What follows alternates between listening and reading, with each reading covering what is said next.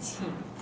Do we have a motion to consider approving the minutes of those last two? And also on the 23rd. Did I miss the, oh, I forgot we had another meeting as well. That was 3 on the special voting session on January 23rd. So we have 3.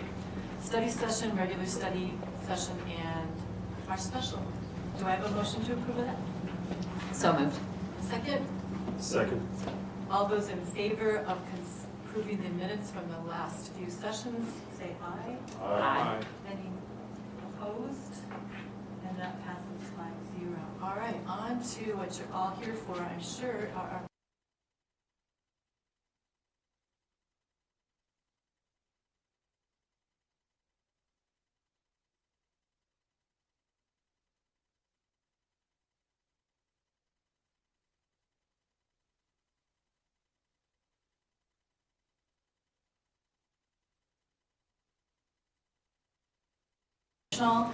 yet varied and challenging paths towards becoming a Prescott High School graduate.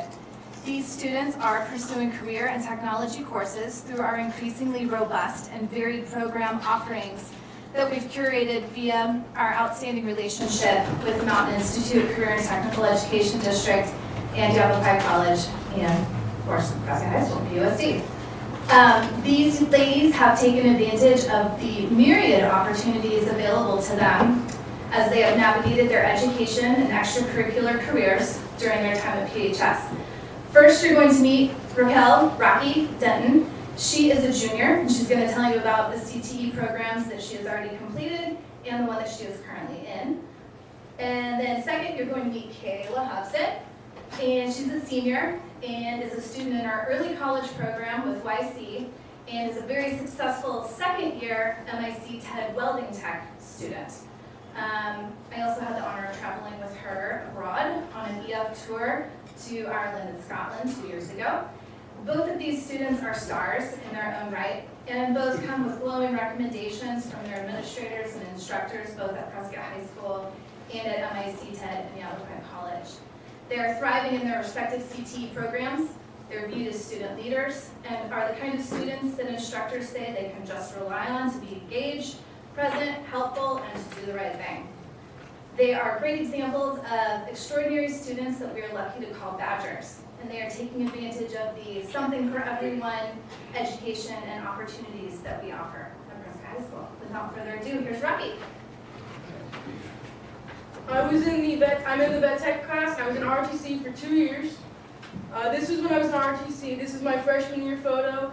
I did not have a photo of Major, our new teacher. For the old teacher, that would be the man on the right side. His name was Colonel. He retired. My freshman year was his last year there. But we loved both of our teachers. They taught us a lot. It was just a welcoming family and a loving family. Here was like the different uniforms I wore, with my morale wear in the middle, and then my uniform, my dress uniform with the service jacket and without the service jacket. This is my first day I got my blues and everything, so I didn't have my rank or anything like that. I was so excited to try it on. Here was the military ball. This is a dance that we kind of do, just kind of like let loose and everything.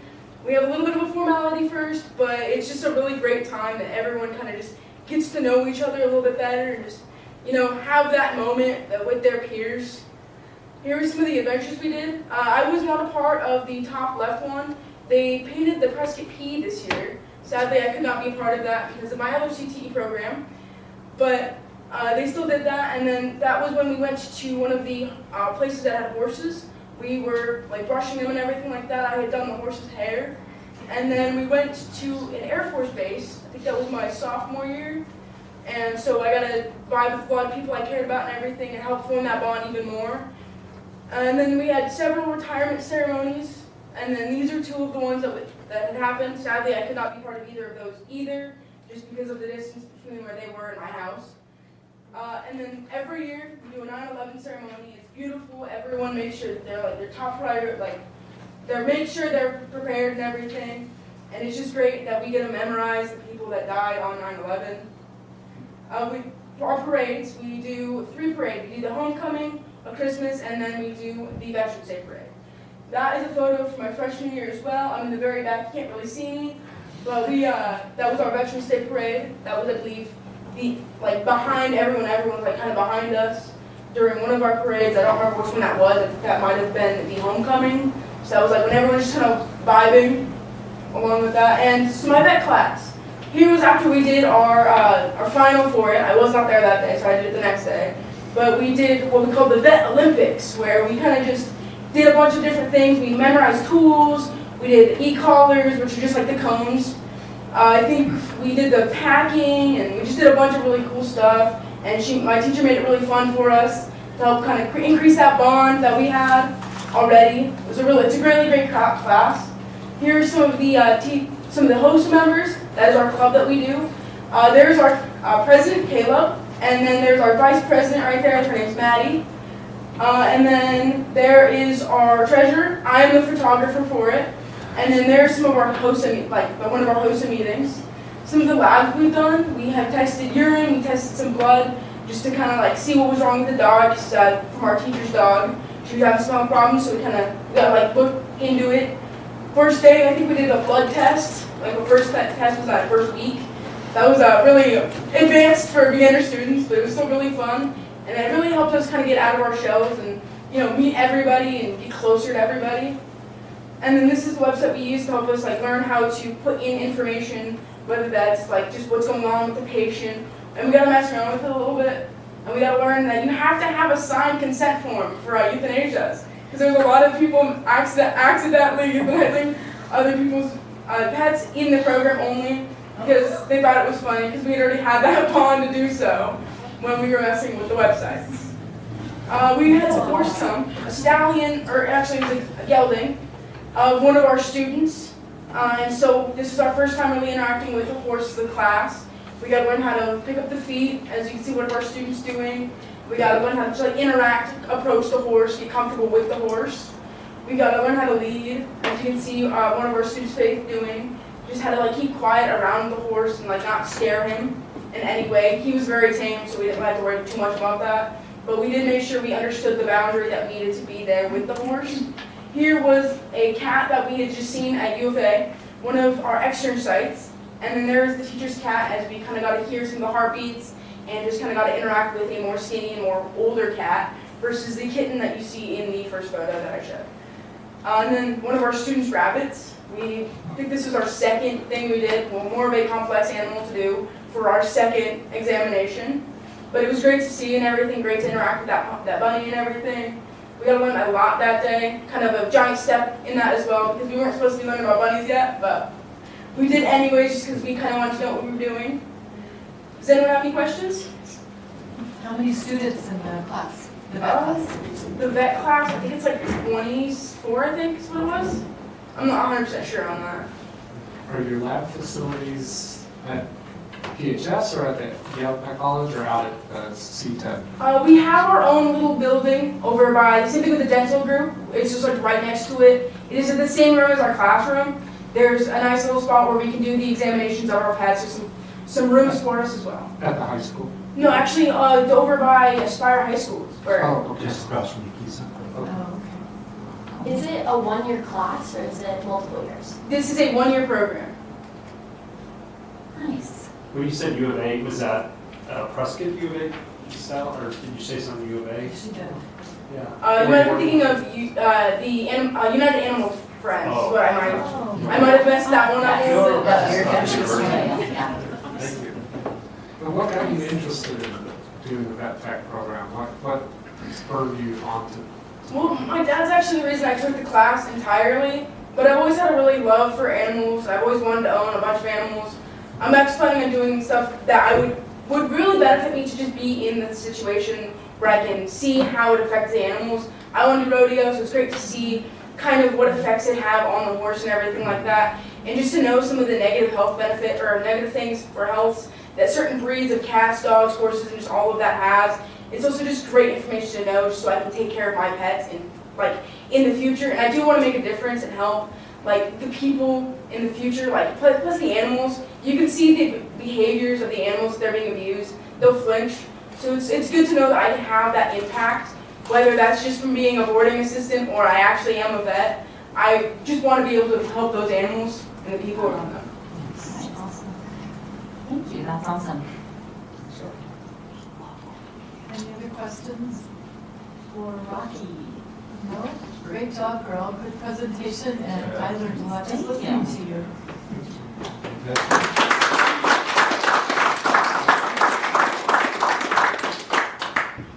Hello, everyone. I'm Kayla Hobson. I'm part of the welding in my CTED, early college, and I've been at PHS for 4 years. And I really like it. So why I chose welding, in my freshman year, I just thought that the welding hood looked cool, so I signed up for it. I had no idea what it was, really. I just wanted to wear it. But since then, I've learned all about different kinds of metals, processes, learning how to use my hands better. And I hope to pursue a career with this, or at least to help me get through more college. I want to do electrical engineering there. And I've gotten 3 certifications from it for completely free because PHS pays for it. And here are some projects that I've done. In the top left, that's my very first one that I was able to find. And then all of those are my bend tests. I've been able to do some math projects, just a whole bunch of stuff that I'm kind of proud of that's helped me become a better welder. And Skills USA, I competed last year in Skills USA, and I won 3rd place in regionals, and I made it to state. And so you're tested in different processes: stick welding, flux core, TIG welding, and oxy-fuel cutting, if you know what those are. And then there's a knowledge test, which is just a paper test. And I also competed recently this last Wednesday, I'm pretty sure, and I won 1st place this time, and so I'm going to state again. And so that'll be in Phoenix somewhere. Next, my early college. I really liked I'm loving my early college right now. I've met so many new people that are kind of on the same path that I am. And it's helped me further decide what I wanted to do. When I joined early college, I didn't really know what I wanted to do as a career, but this has really kind of helped me realize what I like to do, which I really like math and science and all that. And I've had a ton of college help, all thanks to Molly Orr, who's the advisor and main person there on campus. And there's a group picture of all of us for this year. And my time at PHS, the learning environment, I really liked the learning environment and the everyday life there. I was able to see my friends in like most of my classes and make friends easily in all my classes. The dual credit classes that I've taken have been really helpful in getting basically free college classes and college credits. The challenging classes, building my skill level, like I only took 1 AP class, but all the higher classes really, even if I don't like them, I end up learning the most in them at the end of the year, and then I end up liking the teacher at the end of the year because of that. And when I was choosing between high schools to go to in 8th grade, I chose PHS because of how much stuff is offered here, and compared to some other ones surrounding here, like Horsey High or Tri-City. I only remember touring those 2. And my current job, I work at the Roof Street Theater. I did theater my first year, and then Miss Martin asked me if I wanted to do a job, and they opened it back up. So I really loved doing that for 2 or 3 years now. The field trips, like I'll talk about with Miss Bailey, I've really loved every single field trip I've went on. The picture on the top right is a GCU forensics field trip that I went on. I'm not interested in forensics, but I thought that it was really fun to go and see what it was. And so I got to go do that. And I wanted to shout out my best teachers, Miss Guerrero, Miss Martin, Miss Ader, Miss Holly, and Molly Orr. They've really helped me kind of shape who I am as a person. And here's the Scotland and Ireland field trip. A couple pictures. I had a ton of pictures. I had to only choose a couple. It was really cool to go there and listen to all the history. And I think the top right, we got to hear a bunch of ghost stories and go on a ghost tour in the middle of the night. And then we got to go see. This isn't the monument. We got to go see the William Wallace monument, the guy in Braveheart. So that was really cool. And then PHS, all of my clubs in there. I'm a part of NHS for my second year this year.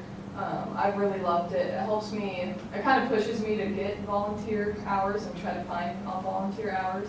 And it's also helped me connect with a lot more people that want to do more for their community.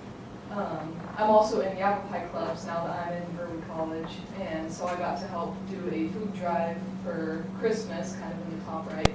And I recently joined Pop Club, so I go and tutor little kids in the library, which is really fun. That's it. It's really, PHS has really opened my eyes to a lot of opportunities and all the stuff that I can do in my future, and I couldn't ask for a better experience. Thank you.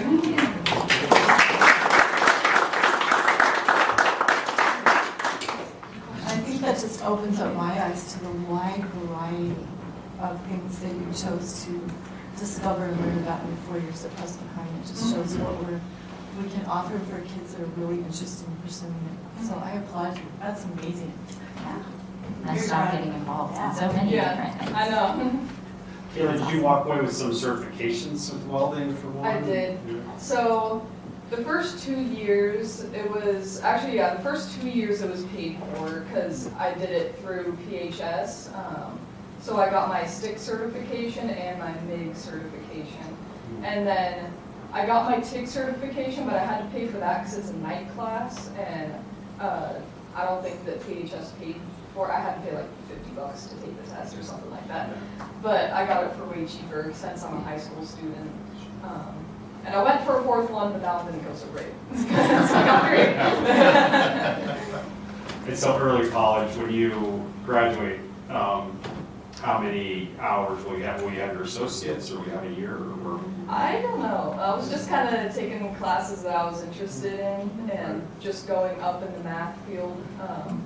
I might stay for another year or semester to just take physics because I need physics to kind of go into that, but I'm thinking about going to NAU next right after this. But Molly has really helped us all get the scholarships and everything lined out for, like, I would be really lost without her right now. Yes. Congrats. Thank you. Comparatively, like if you can think before you entered all these programs and now, like what is college? Is there any intimidation for you about college at this point? No, I think that the teachers are a lot more laid back than high school, and I can see why, because high school, I mean, they have like 7 or 8 classes that they have to teach every day, but the teachers, like, they're really not intimidating at all. Yeah. And like my Calculus 1 teacher, she gives us stickers and candy if we like solve a problem on the board, and so it's really not like intimidating at all. I really like it. That's really a huge value I see is you've done so many things that nothing's going to scare you. You know, you're ready to go at this point and be successful. And I think that's the best thing we can do for our kids. Is just be ready to go out and do this. Yeah. Awesome job. I think one of my favorite things at our board meetings is when we have students make presentations about what they're doing at the high school or other schools. That just makes my night because it's so wonderful to see what you guys are doing. Yeah. Absolutely not. I mean, How many people are in the early college program this year? I want to say 30, Yeah, right around 35. Yeah, it's a lot. But a lot of people that you know too. Yeah. Yeah. My son is there. Yeah, my senior is there, and he likes it a lot too. He loves Molly Ord. Yeah. Who is he? Quentin. Oh, okay. Yeah. I know him. Yeah. Yeah, it's a good program. It's pretty incredible. I really like it. It's helped me a lot. Kayla, when you were in your welding program, how many other young ladies were in there with you? I'm guessing it's mostly young men, or am I wrong about that? There was, yeah, it's definitely a lot of men. It was me and my one friend, Victoria. Okay. So, yeah, there was, that first year, there was 3 other girls, but then they were in their second year, so I didn't see them after that. So then it was me and my friend Victoria, basically, for the rest of it. And now I'm in a fabrication class that's Fridays only. And I'm the only girl in my fabrication class. It's like a joint class. He does 3 classes in 1 period, Okay. and there's 1 other girl in a different class. So She's taking it is different a lot course of at the men. same Yeah, time. like 30 or 45, or 30 to 35 of us. It's like 1 or 2. I'm intrigued to hear you talk about electrical engineering is something you've got in front of you. I've got a son who went through CTED classes at the high school several years ago, and that pointed him in the direction of electrical engineering as well. His first job out of university, he made more than that as a principal. A little bit of a sore point for me still, but tell me what's drawing you to that and what you see yourself potentially doing with that.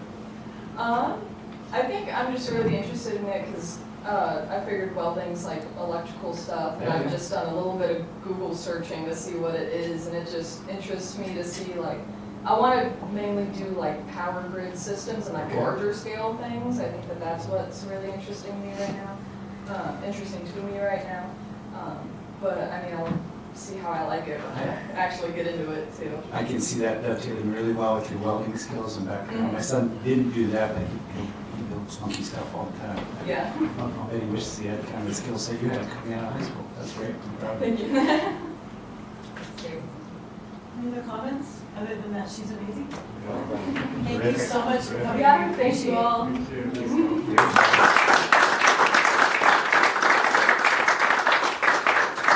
All right, moving on to 5B, which is our Prescott Police Department presentation. We have Amy Bonnie, our police chief. We should have Jason Small, our Special Operations Bureau Lieutenant, and Caesar Astorga as well. Looks like they're all here, so go Amy. Well, hello. Thank you so much for having us today.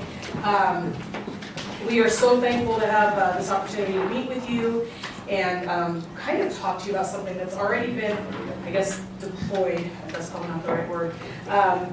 But it's just another expression, I guess, of what a great relationship that the police department has with our school district, and something that we're very, very proud of.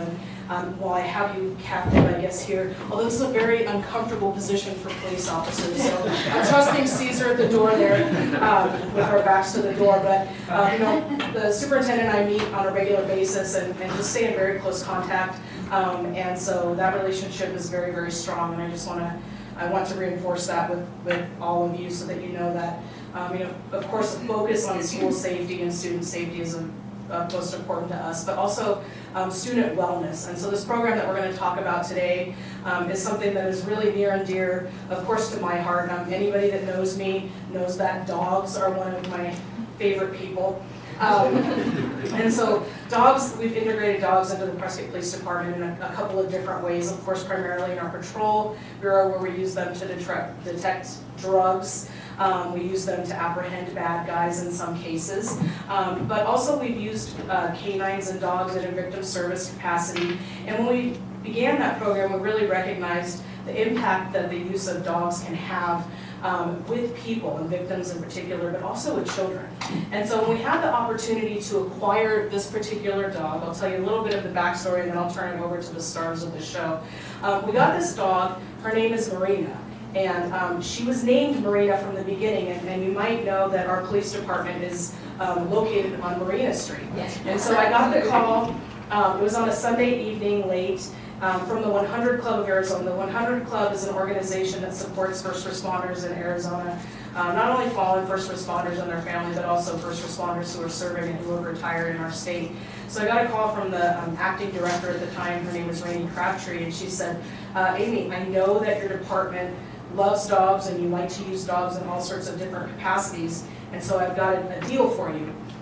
She said we had our annual fundraising gala last night, and we had 2 golden golden labradoodles up for auction, and they both sold, raised a lot of money for the 100 Club, and they went to their homes, and Marina went to a home, and the next day the bidder called the 100 Club and said, I don't think we want a puppy.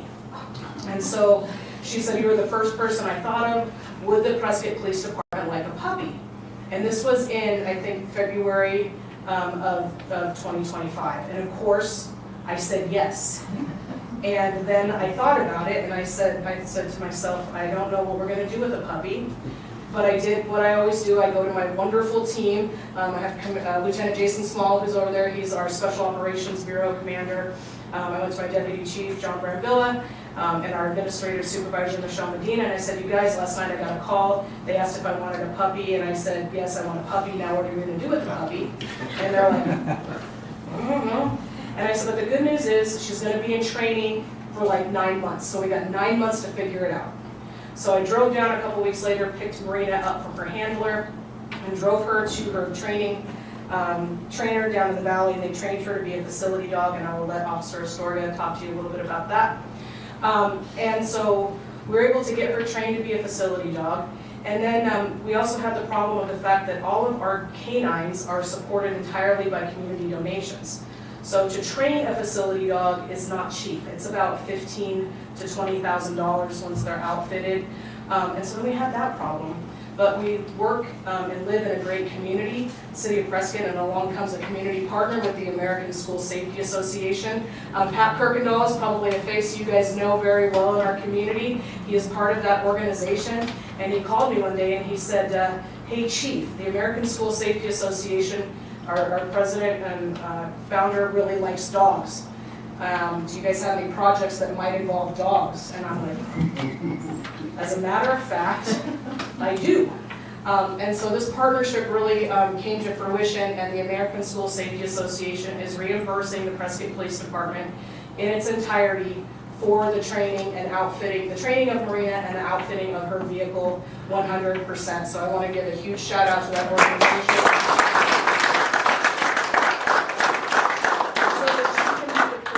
She is our first ever facility dog serving at the Granite Mountain Middle School. And as luck would have it, Officer Astorga had recently come to Lieutenant Small and said, hey, Lieutenant, I love dogs. You guys are seeing a theme, right? And he said, I really, really would love to deploy a dog at a middle school, and here's a proposal. And right around that time, the whole package came together, and I'm like, well, look at this. This is definitely God tapping us on the shoulder. It's coming together, and so here we are.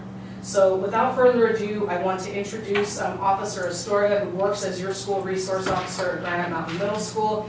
And he's going to talk a little bit about Marina and introduce her, and then we're going to introduce, I'm so sorry, Michelle, who's going to talk about some of the impacts that she's already had at Granite Mountain Middle School, and talk about that partnership that we have, and I'm very, very proud of it, and I hope that you will be too. So I'll give the floor.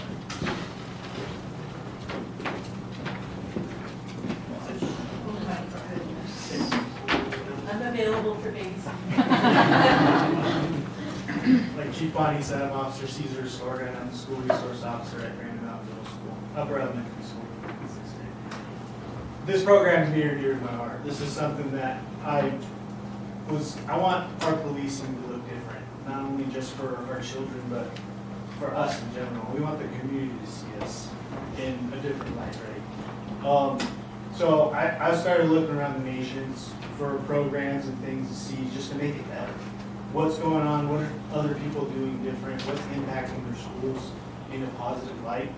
And I came across our very own state, Scottsdale PD. They have four facility canines in their schools, from elementary school all the way up to high school. I started picking their brain, reaching out to them, seeing what's working, is it working, how's it working. They started off with one dog, and then they realized that they couldn't keep the program going because it had to be donations and funding from the community. The PTO, their PTO actually got involved and said, we want the dog, we want to keep the dog at our school. And they raised the funds to fully pay for the dog and keep it going for the program, and they developed to where they ended up getting 4 dogs. And I started talking to them, and they told me that it was a super positive experience for them, not just for the officers, but for the kids. The kids are tremendously impacted by these dogs. And I tell everybody, they want to know, oh, canine, a drug dog, apprehension dog. And I say, no, it's facility canine. It's just the title, canine. She is like a hospital therapy dog. She's just there to make sure the kids have a good day. I tell everybody I'm just kind of like a ghost now at the school. The dog's the officer. Where's the dog? I can't enter a room without them saying, where's the dog at? Anytime she's in a classroom, everybody's positive, everybody's super happy. One example, I walked in classroom with the dog the very first day I had her. And the little girl just said, "You instantly made my day better." Another one was, I walked into the classroom, there's this little girl, came from a third world country. She was timid, I noticed that she was timid, and I started talking to her about it. And she told me that she hadn't touched a dog in 6 years because she was bit by one. That in an hour, she pet the dog. She was like, "That, amazing." Now she runs up to the dog and pets the dog all the time. We do spend a lot of time in special education. That's near and dear to my heart. I absolutely love those classrooms. And we had a student in there that was really just shy, scared, didn't want to pet the dog, just didn't have any interactions with dogs at all. And at first it took me about a week, and we'd go in there, he'd go, "Shoo, shoo, shoo away." So I was like, "Okay, I'll keep my distance," and then I'd have her lay down like 10 feet away from him, and he would just stare, very curious looking. And then we'd leave and then come back the next day, same thing, but then he'd allow her to get closer.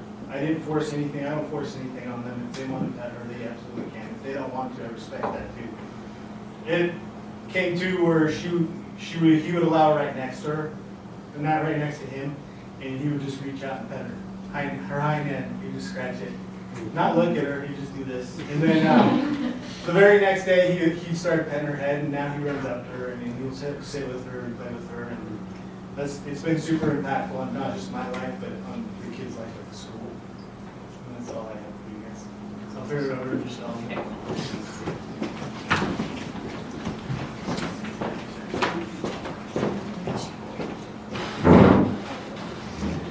Good evening, everyone. I am Michelle Alman, the assistant principal over at Granite. Karen Hughes is out of town, so I am here to represent both of us, our amazing school, Granite, and obviously Officer Astorga and Marina. Again, just echoing everything he has said and what Chief Bonnie said, she has made a vast amount of difference at our school, and Officer Astorga as well. So it's funny, in the lobby, Chief Bonnie had asked for like just statistics of how we can see last year versus this year before we even have Caesar, and then versus when we had Marina.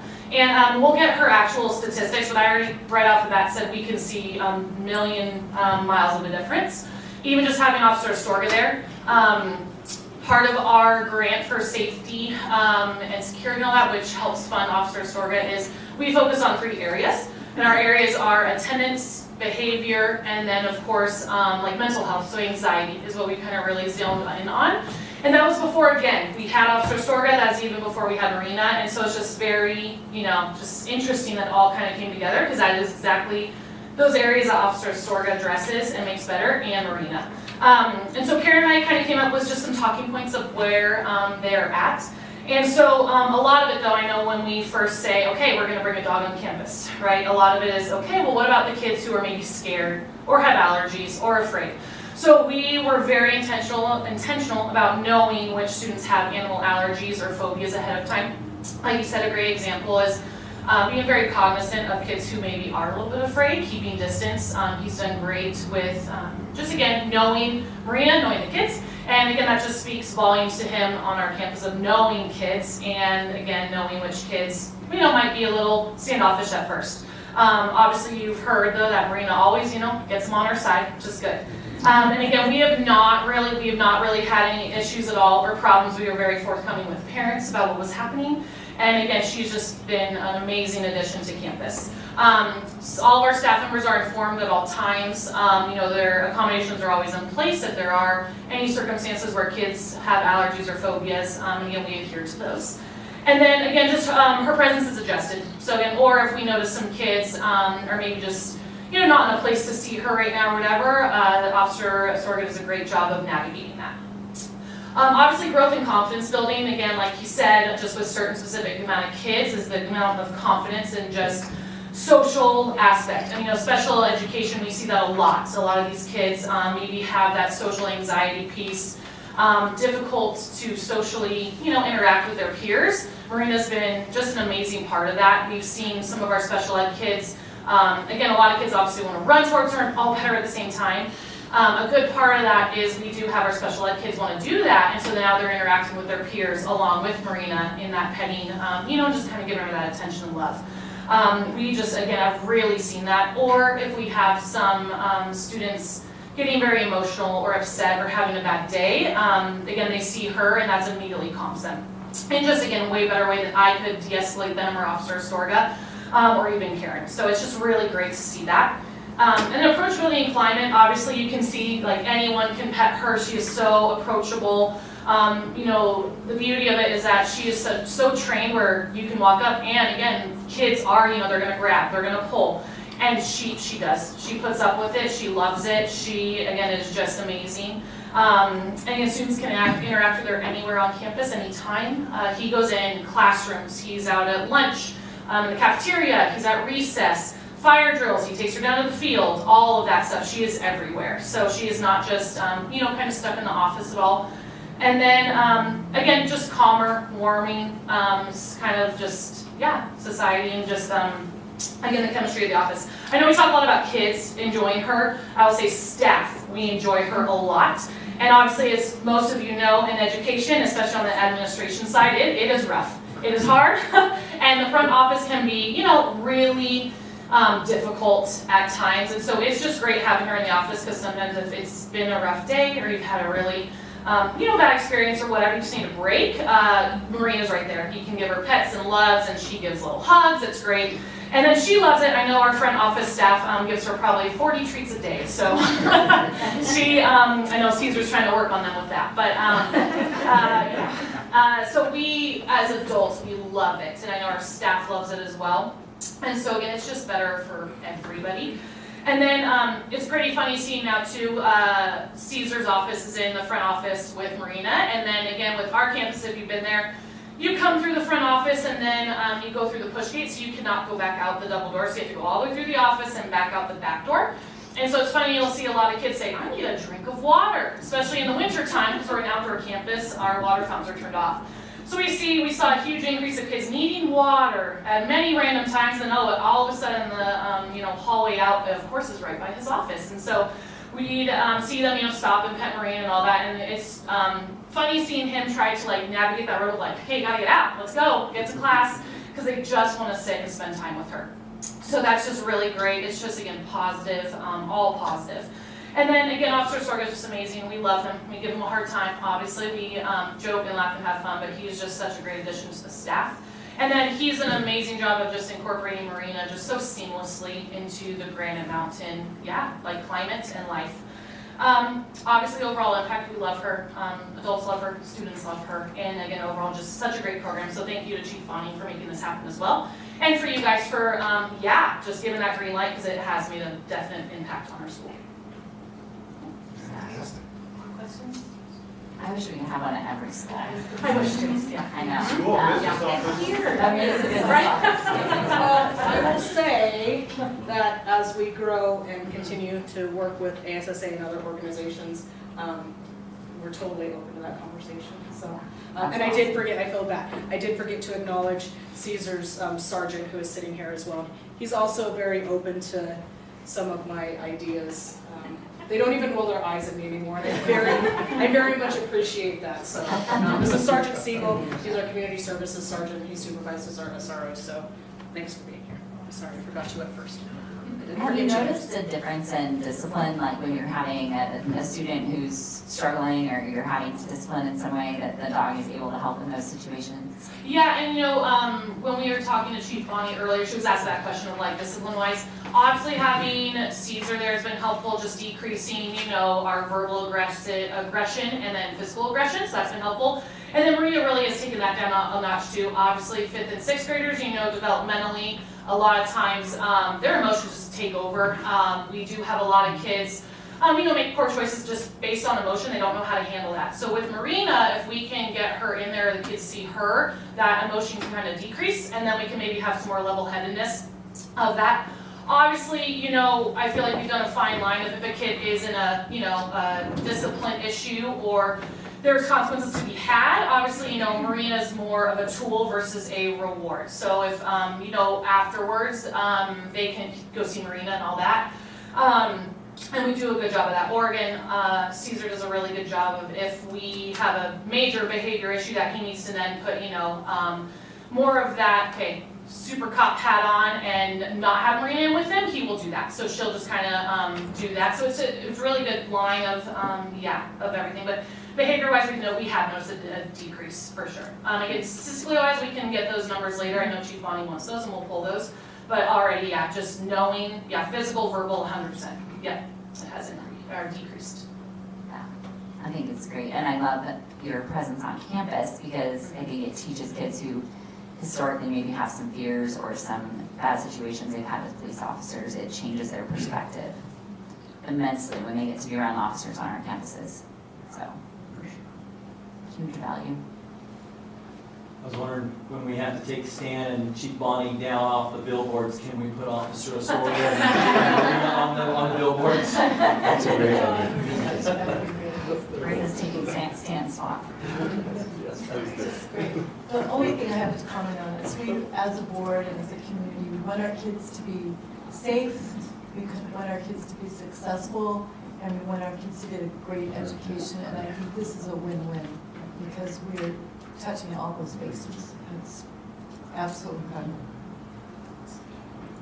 incredible. Caesar, I think that, you with the dog, it probably gives you an avenue for students to open up more for you. Have you noticed that difference from last year to this year? Absolutely.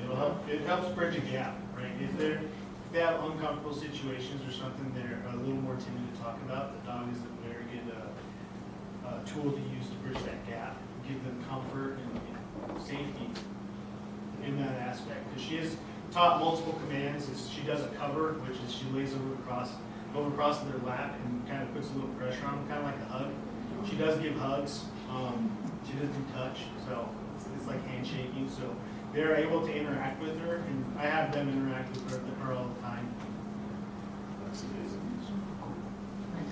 Officer Sorga, I really liked what you said earlier about how you're trying to kind of like shift the perspective to more of a positive one. I really liked what you said about that, especially during such times of like division and fear. Just thank you for your service and thank you for your time. Of course.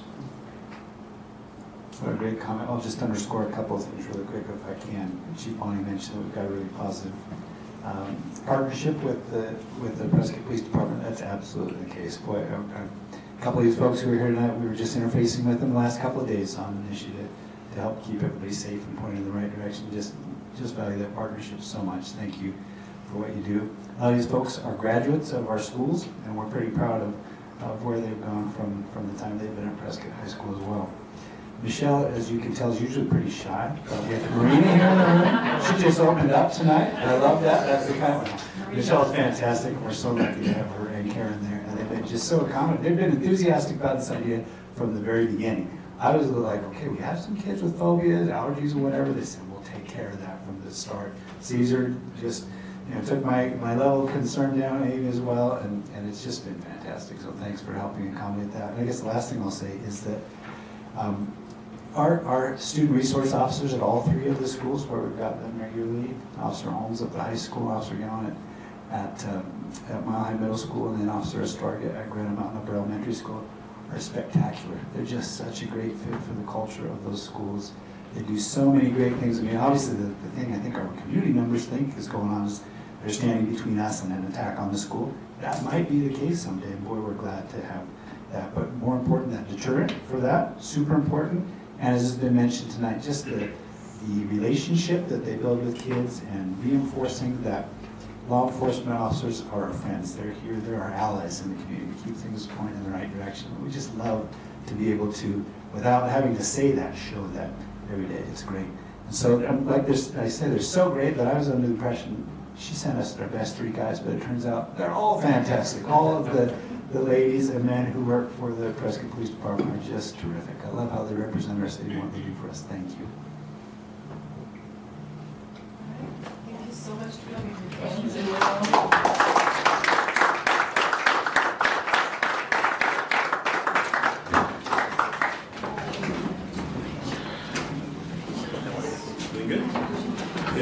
All right, let us move on. To 5. Oh, yes. We have Jimmy Arwood, who's training here in the school board system talk to us and do a presentation on Advocacy Day, which is March 3rd, if I believe that's correct, down in the valley. So welcome, Jimmy. We know you have to drive up. Hopefully the traffic wasn't too awful. No, not at all. Not at all. Did you use the flex lane or not? I love using the flex lane. I certainly use it. It's the best. It is so cool. Built by a lot of Prescott High graduates and construction. It's all yours. All right, well, thank you, President Robertson, Superintendent, members of the board, student representative. Thank you all for letting me come up here tonight and present to you about ASBA's Advocacy Day on March 3rd. And I just want to start by saying I love Prescott. My dad was the newspaper editor here from 84 to 88. And Sam Steiger was one of his columnists. And so they had a lot of fun stories. Probably not the best suited for a school board meeting, so as much as I will say about my father, but I did want to just say I really love Prescott, and this is the second time in the 4 months since I've been on the School Board Association that I've come up here, and so I just want to say thanks for having me. I really appreciate it. I know these meetings, you all have so much going on, and I just really appreciate the opportunity to be able to tell you a little bit about what we're doing over at the association. And so tonight I'm talking a little bit about our Advocacy Day, and the theme of it is what our students see. We are talking about school facilities first and foremost. And this has been an issue that has been near and dear to ASBA's heart. It's been an issue that we've been fighting a lawsuit on for 8 years now. And I have some exciting updates for you on this tonight. So that's a nice photo of me.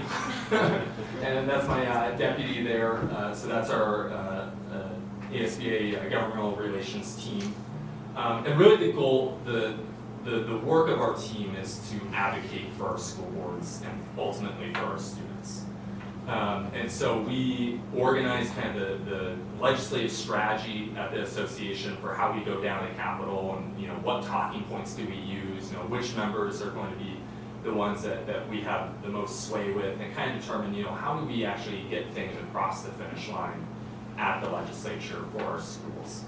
And we also deliver really timely research. We have a fun little newsletter that goes out every Friday morning about what's happening at the Capitol. So if you're a nerd like me, it's great. And even if you aren't a nerd like me, I think you'll still like it, because we have a lot of good information in there that can be used for really any school district across the state. So just giving a little bit of history here on school facilities, and this might be information you already know, but I love talking about this stuff, so just bear with me. So way back in the 90s, the state was sued over the way it funded school facilities back then. And so what we saw at that time was that bond dollars made up about 45% of dollars going towards school facilities across the state. And what the Arizona Supreme Court said was that the Constitution says that we need to be funding schools in a uniform way, and that we shouldn't see disparities between district to district depending on whether or not a bond can pass or it can't pass. Since 2007, the minimum amount of bond dollars in the state has been at least 49% for all school facility projects in the state. And so that's something to just really be cognizant of as we talk about this, is that the Supreme Court has already ruled that a system at 45% was not meeting the constitutional needs.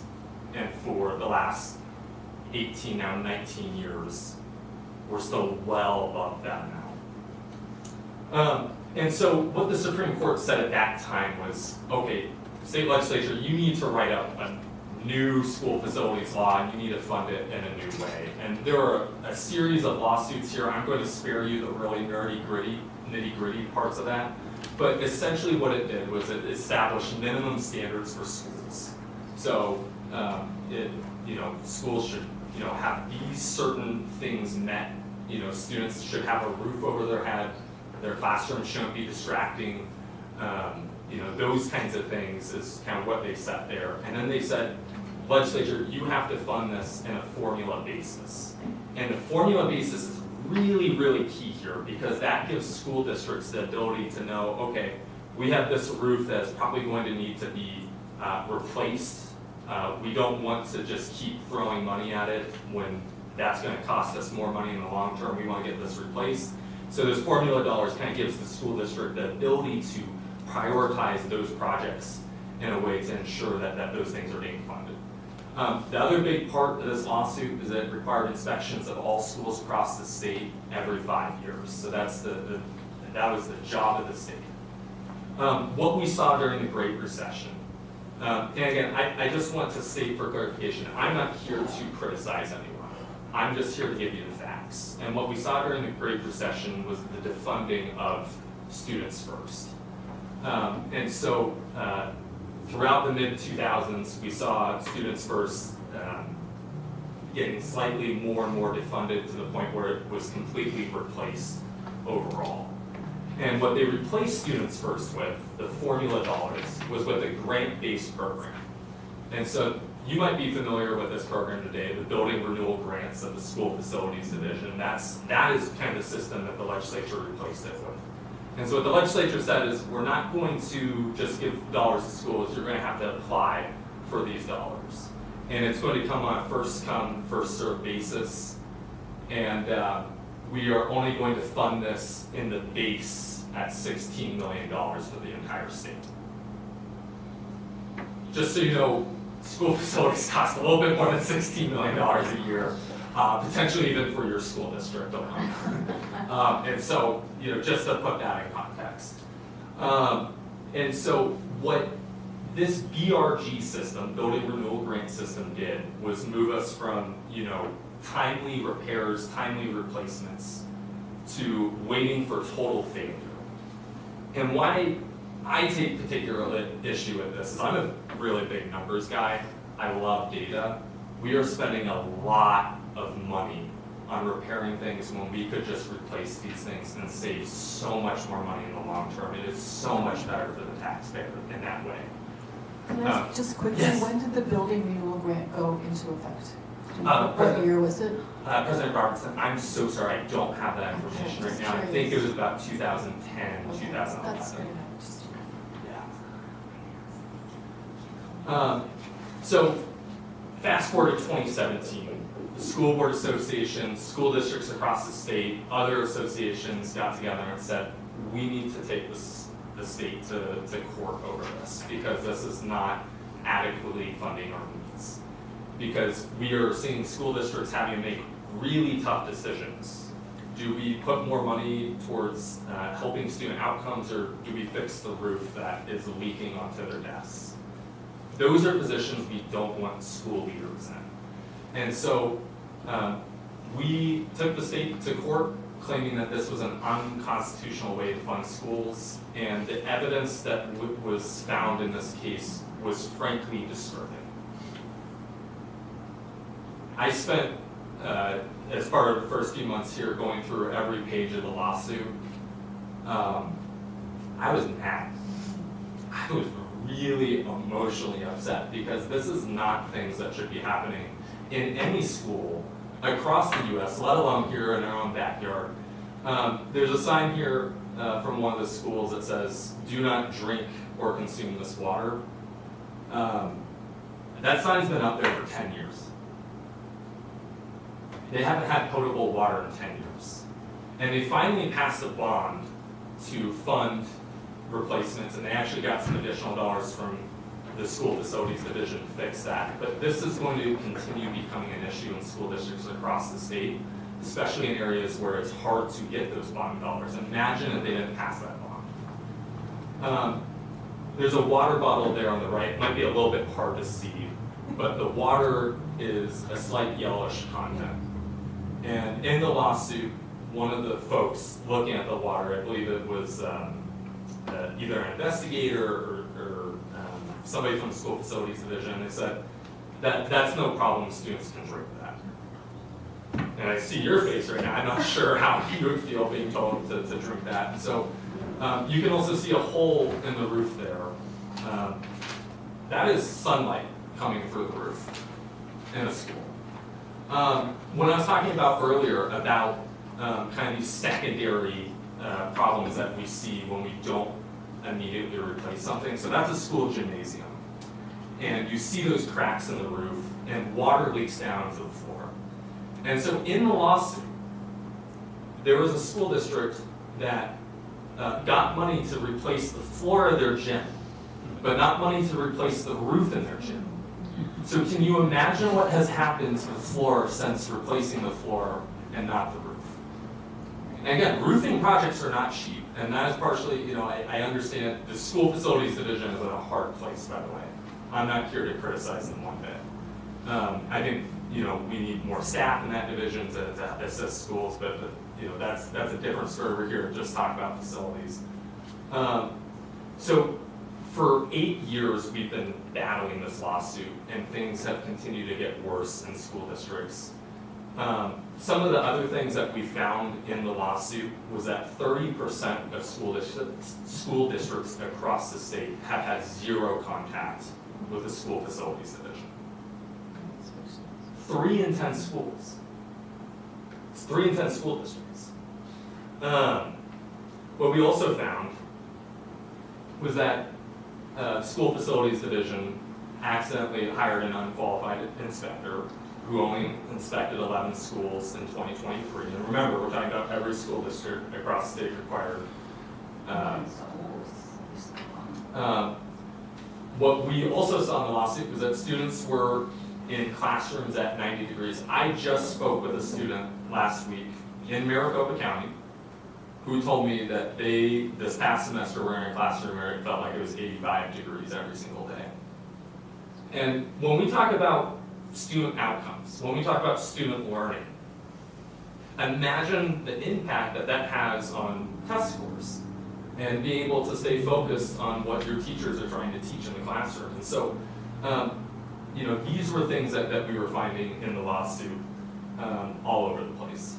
And so, the big thing that I really want to get through on this issue is that when we're talking about school facilities, there's a big nexus between that and academic outcomes. And that is why we as an association have taken this as such a serious role for ourselves to be pushing this issue down the Capitol.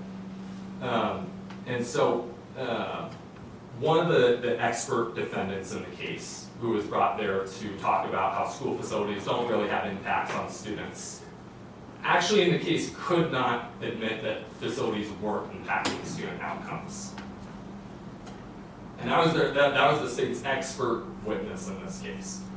And that makes sense because students can't learn when there's rain leaking through on their desks, the temperatures in the classroom are high, noise outside the classroom is coming through because there's holes in the wall or holes in the roof, mushrooms growing through floor tiles in their bathrooms. Those things are really distracting for a student. And so what we also found is that study after study tells us that high CO2 levels will make students drowsy. It kind of it can make them more susceptible to getting sick. This is very well proven research. In every school that the school facilities division inspected in 2024, they all found an excessive levels of the CO2 levels that were recommended. And so again, I'm not trying to belabor the point here, but what I'm trying to show you is paint a picture of why this stuff matters for our students. And so that's why we're inviting school boards across the state to come to our advocacy day. Because at our advocacy day, we're going to be bringing in our attorneys to talk about different things that they found in the case, to give you all the knowledge of how to talk to your legislators. We're going to have legislators come in and talk about, we're going to have a rural schools panel of legislators who represent rural areas. And ultimately that day we are going to be setting up meetings between you and your legislative members, and we're going to be giving you kind of some fact sheets of fast facts, kind of what I mentioned here, to be able to talk to them about. And the thing that I really want to emphasize in all of this is that this has to be nonpartisan. we cannot go down there pointing at someone and saying it's their fault. We need to work together to get this done. And I'm really excited to tell you that I've met with members on both sides of the aisle. I have heard concerns from both sides of the aisle. I think we're making really strong progress. And that's because in August of this past year, the judge in the case sided with ASBA and our school districts, saying that the way we are funding school facilities in this state are simply unconstitutional. And again, if you're a nerd like me, you kind of enjoy going through the minutes report from judges. His was 115 pages long. That's how much evidence he had to be able to make this ruling. And that's the longest I've seen. You know, some of you may have seen longer, but that is the longest I've ever seen in any lawsuit regarding something like this. So we really would love your participation in our Advocacy Day. We think that you can really make a big difference for your students. We would love for you to bring photos of your own school facilities down there so that our legislators can see what our students see, because that's ultimately why we're doing this. So Madam President, Superintendent, members of the board, that concludes my presentation, but very happy to answer any questions that you have. It's appropriate that you give this presentation here, because I think you're in the oldest continually used school in the state of Arizona. In this 123 years building. old. This building. This building, right here. We've kept it up a little better than some. Superintendent, members of the board, you've done a great job. What is the schedule for the day? When does it kick off and when do you anticipate it wrapping up? Yeah, so we will be starting up at 10 a.m. We will be at the Executive Tower downtown at the second floor. And so you will need to bring ID to get in. It's a high security building. And so we recommend getting a few minutes early. But I know that you have a board meeting that day. Mm-hmm. Your board meeting, I believe, is at 4:30 that day. Yeah, we have a study session at 4:30. Yeah. And so we will kick off at 10 a.m. You'll hear presentations from our attorneys, and around 11 we'll hear from legislators. At noon we'll have lunch for you guys. I hope you like sandwiches. And then we will be setting up meetings between you and your lawmakers. And because now I know that you need to be back well before 4:30, we'll try and get those meetings as early as possible for you. The one thing I do want you to be cognizant of is I can't promise that a member will accept the meeting, but I will do everything in my power to make sure it's worth the drive down there, because I really appreciate your time. Awesome, thank you. And I know at the law conference, I think we were able to pick up this sheet. Do you have any other, this kind of gives a template of what the issues are, how to present. I can share this with the board, but if you have others that you can pass out, that would be awesome for them to see Yeah, as well. absolutely. So you're referring to the elevator pitch, and so we actually kind of give you kind of like the toolkit of like, okay, how do I find the issue in my school? How do I talk about that? How do I, bring photos of it? And it's a nice little worksheet that way, and I'll be sure to email that to the full board. Thank you. Sarah, can you send us the link to register? I have, you just gonna let me know and I'll register you. Oh, okay, thank you. And I believe I'm already registered. I think ASB has registered me already for that. I think I'm already registered as well. I would like to be registered. Okay. I'm gonna be out of town that day, but I'm feeling a lot better right now. At least 3 of you are going. I'm feeling better. Would a student representative be valuable? Oh, shit. Can I go? I gotta tell you, I would love that. I would love to go. If I could go, I would love to go. Yeah. She would love to go, I promise. She She sits through our trust policy meeting. She can go. Yes. And I'll just tell you, I can already tell how well spoken you are. Thank you. It's one thing for me to go down there and talk to a legislator who's like, gosh, I had to deal with this tall, bald guy again. It's a whole nother thing when they're hearing directly from students. And maybe there are examples that during this presentation that you've thought of. But even more so, I encourage you to work with your board and your superintendent and see, where there are different issues for your district. And again, this isn't to highlight issues in our district. This is to ensure that we're funding and solving these problems in the district. And so I just want to thank you again for your time tonight. Thank you. Thanks so much.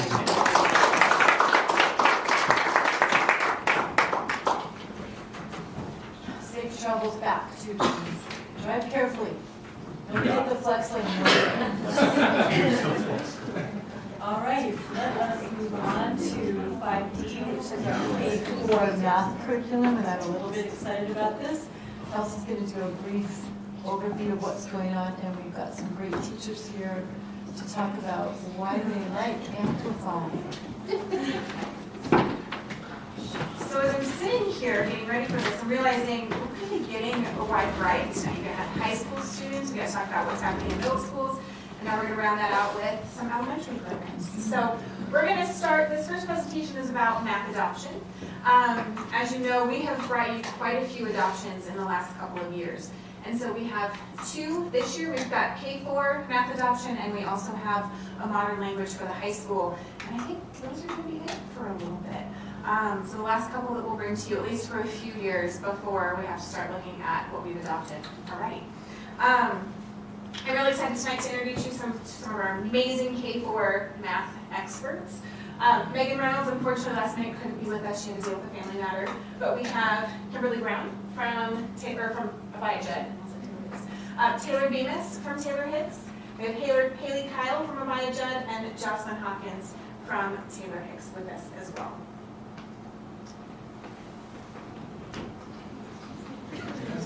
I'm told you guys can read, so. Some of us. So why adopt new curriculum now? We used Engage New York since 2017, I guess. Was that? Yeah. So it's been close to 10 years. It had a lot of great things to it, but as a new teacher to the district, I joined 5 years ago. I really struggled with how to enrich for my students, especially in kindergarten, and supports for struggling students, and I really like that the curriculum that we're presenting tonight has that. Yeah. You're doing great. Should this also be? I don't think this one. Okay, so. I love the earrings. Thank you. I take it seriously. The big point that on this slide that I'd like to bring up is the aligning. Just having, everyone doing similar things is really helpful. With vocabulary, this curriculum we're going to talk about has centers that students will learn how to play in kindergarten that will lead all the way up to 3rd grade. And so they'll be masters and be able to understand how it works so that they can learn the new content. But obviously access to the same content, knowledge, and skills, but we're looking for high quality.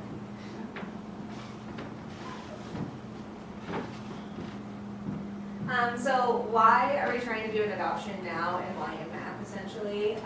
We face some challenges as teachers. Engage New York was a free curriculum, which is why we went with it at that time.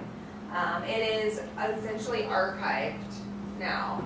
And so we've used free materials, and then we're printing the materials, and then we are buffering in the materials. And so we're essentially creating materials to go with curriculum that is outdated at this point. So there's lack of support, so there's no company monitoring it. There's a company that bought it out, Great Minds, and they created a new curriculum from that curriculum at this point. So the one that we are still using is the old version from New York, and it's not even really available anymore. If you go to the website, it is archived, and it's in little file folders that you have to dig through and go to the zip files to just pull up the teacher's manual. So it's not very user-friendly, and it's not easy to locate, especially for a teacher who has not used it before. or someone who has to learn it for the first time, it's pretty hard to just locate it even online to get access, because that is the only place you can find it. It's called Engage New York, and New York doesn't even use it anymore, so. It's also very print heavy, isn't it? Say it one more time. As I recollect, it's very print heavy. Yes, it is only print Extremely heavy. There is print not a heavy. digital side, and so there's a printed teacher's manual and a printed student book, and that is it. But it's one giant file for the entire thing, and any of us who have used it have had to scroll for many minutes trying to locate the exact pages we want, because it's no longer like clickable to easy access. So our committee, just like with all of our other adoptions, we do try to build a comprehensive committee. So we had teachers, administrators, parents and community members, as well as instructional coaches. We did have a little bit of a shuffle of committee members, and I'll explain why when I go over our timeline here shortly. But we had a very comprehensive K-4 committee who helped us make this decision. Oh. So, why does modernizing math in the classroom make sense to do right now? And, you know, we've all been there where we're doing the time test, or just memorizing, the rote memorization of our multiplication tables. But math is no longer just about the answers, it's about how we're getting to the answers. So it's not conducive to just memorize those things anymore, but how are they able to get to those answers independently? It matches how students actually learn. So all students are interacting with visuals, with movements, with these short tidbits of information. And just like President Robinson said, our old curriculum was very worksheet heavy, very writing heavy. But with this new modernization, we are using a lot of different tools, technologies, games, the centers. We've got manipulatives, so kids are out of their seat. They're actually putting their hands on the math to get their answers. And then it creates a student-centered classroom. So it builds problem solvers and not just memorization. So the kids really are taking ownership of their math education. And so just to give you the big picture, modernizing math and using thoughtful technology isn't replacing teachers or the basics of math, but it's moving towards the future of what the students are going to use out in the real world, and what's going to help them to really embrace their math education. This is the same set of criteria that we used for both 5th, 8th math adoption as well as high school adoption. So I'm really excited that K-4 is moving in that same direction of building that foundation, because that's really where it starts. So they're building those skills early and moving forward. Our timeline, this looks a little different. We were planning initially to start math adoption for K-4 last year. However, we got into the work first quarter. They were piloting a curriculum second quarter, and it became really overwhelming. That it was very clear within the first couple weeks that that curriculum that looked good on paper, when it got into teachers' hands and students' hands, was not a good fit. So teachers were having to supplement a lot. Plus, they were transitioning towards new assessments and a new process. So with some teacher input and leader input, we said, let's put this on hold. We really want to make a good decision. So let's pause this. Let's get you really familiar with you know this curriculum that you're using right now with Engage New York. Let's get solid with the move towards standards-based instruction, and let's revisit. So we'd already had a plan for what that was going to look like. So when we paused, we had done Reveal Math from McGraw-Hill. That was our first pilot. That was the one that didn't go as well. It was very quickly determined that that wasn't going to meet our needs. We revisited this year, and so quarter one, we started from the beginning piloting iReady, which was one of our top finalists last year. And then we also decided to pilot Amplify Math. Now what I'm going to tell you is I think it was a good thing that we paused, because when we reviewed curriculum last year, Amplify Math did not make our top 2. It was just being released. It was in beta testing at that point. So when we reviewed materials, we couldn't even see the entire curriculum, which made our committee nervous. We wanted to be able to see the entire package as a whole and know exactly what it was we were going to get. So it was our number 3 choice. It was next because we really loved what was there. We just were hesitant because we couldn't see the entire thing. So by the time we revisited this year, we had the entire curriculum. They were finished. It was out of beta testing. It was already being implemented in schools this fall. So those were the 2 that we decided to pilot. And then in January of this year, we got together with that committee. Again, most of that committee, there were a few people who were not a part of this last and final meeting, but we had most of our original committee coming back to make this final decision. So these are the ones that we reviewed and went through, and if you want to go to the next one, already, I mean, pretty much. And a lot of those are ones that you've seen before from other adoptions. So Amplify was the choice that we would love to move forward with, and this is why. So if you know me, I love Engage. That was my jam. I love that curriculum. But when I saw this, changed it all. Not only, I just want to jump to the lesson structure, but it just exactly what Kimberly was saying with how we need to modernize math and how math is changing.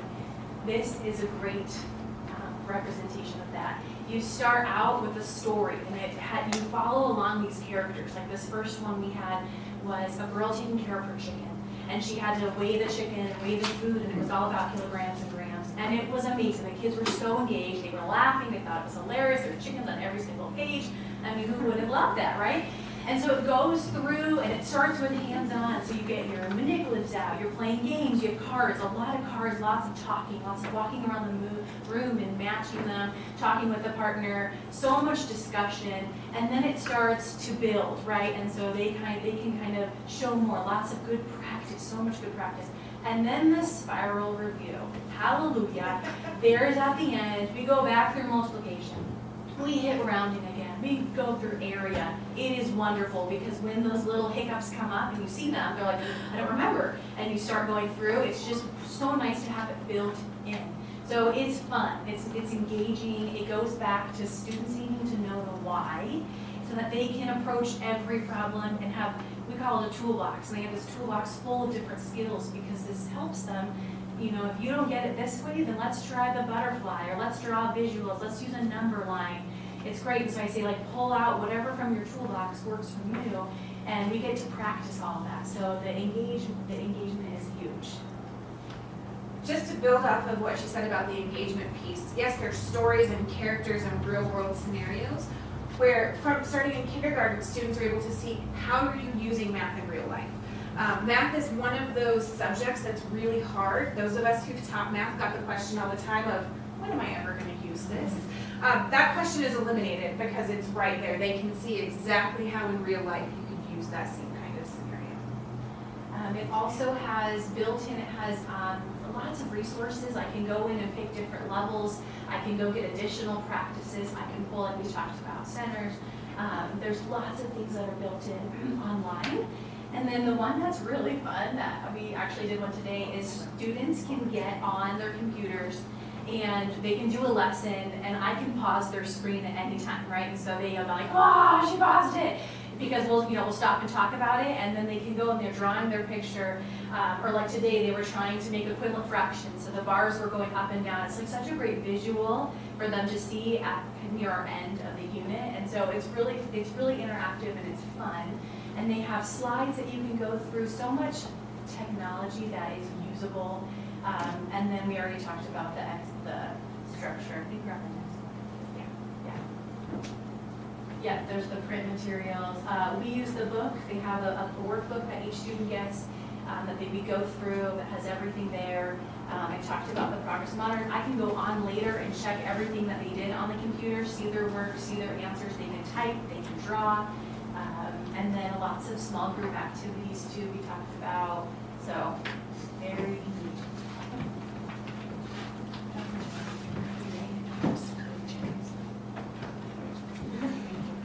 So the other things that we really liked about this program in comparison to some of the other ones was it has a strong teacher guidance. It's a teacher's manual that you can pick up and read and go with. It's very step-by-step where it walks you through it. It has the answer keys. It has all of the different components, how to differentiate, what are the standards associated with that lesson. It's very user-friendly where it's not just a book sitting on a shelf, where you can use it to facilitate the instruction correctly. And there's professional learning opportunities. If we do adopt this program, we have the company to piggyback off of, but we also have, there's videos and lessons. It's a new program, but they are constantly adding and changing into it. And so every time I get on, there's an update, and there's like, watch this new video and learn how to do this, and they're still adding even more components to it. So you can see professional development videos on your own time as well. So if I don't know how to do something, there's a help feature. I can go through and get assistance on the spot as well. There's lots of family support. So in a lot of programs, they like to check the box that there's a family component. And if you look at them, most of the time it's a one-page newsletter that says, hey, this is what we're learning, here's the standards, and here's some vocab. Well, this is the first company that I have seen where it is a packet for the unit, where it actually walks them through the strategies. So those characters she was speaking of, they're on the front cover and it explains, and it shows what you're learning, but also how we're solving it in the classroom, which is one of the biggest battles that we get in teachers for math today. It's like, why are you doing it this way? Why don't you just step in and at it? And so the packet really shows them like how we are learning it. So if they wanted to assist their student at home or kind of take it further, it shows you the strategies that we are implementing, not just the topic that we're implementing. It's very, very user-friendly that you can a sub can do it, you can pick it up and go, the structure and flow. The online platform is probably the most user-friendly we've seen in a long time.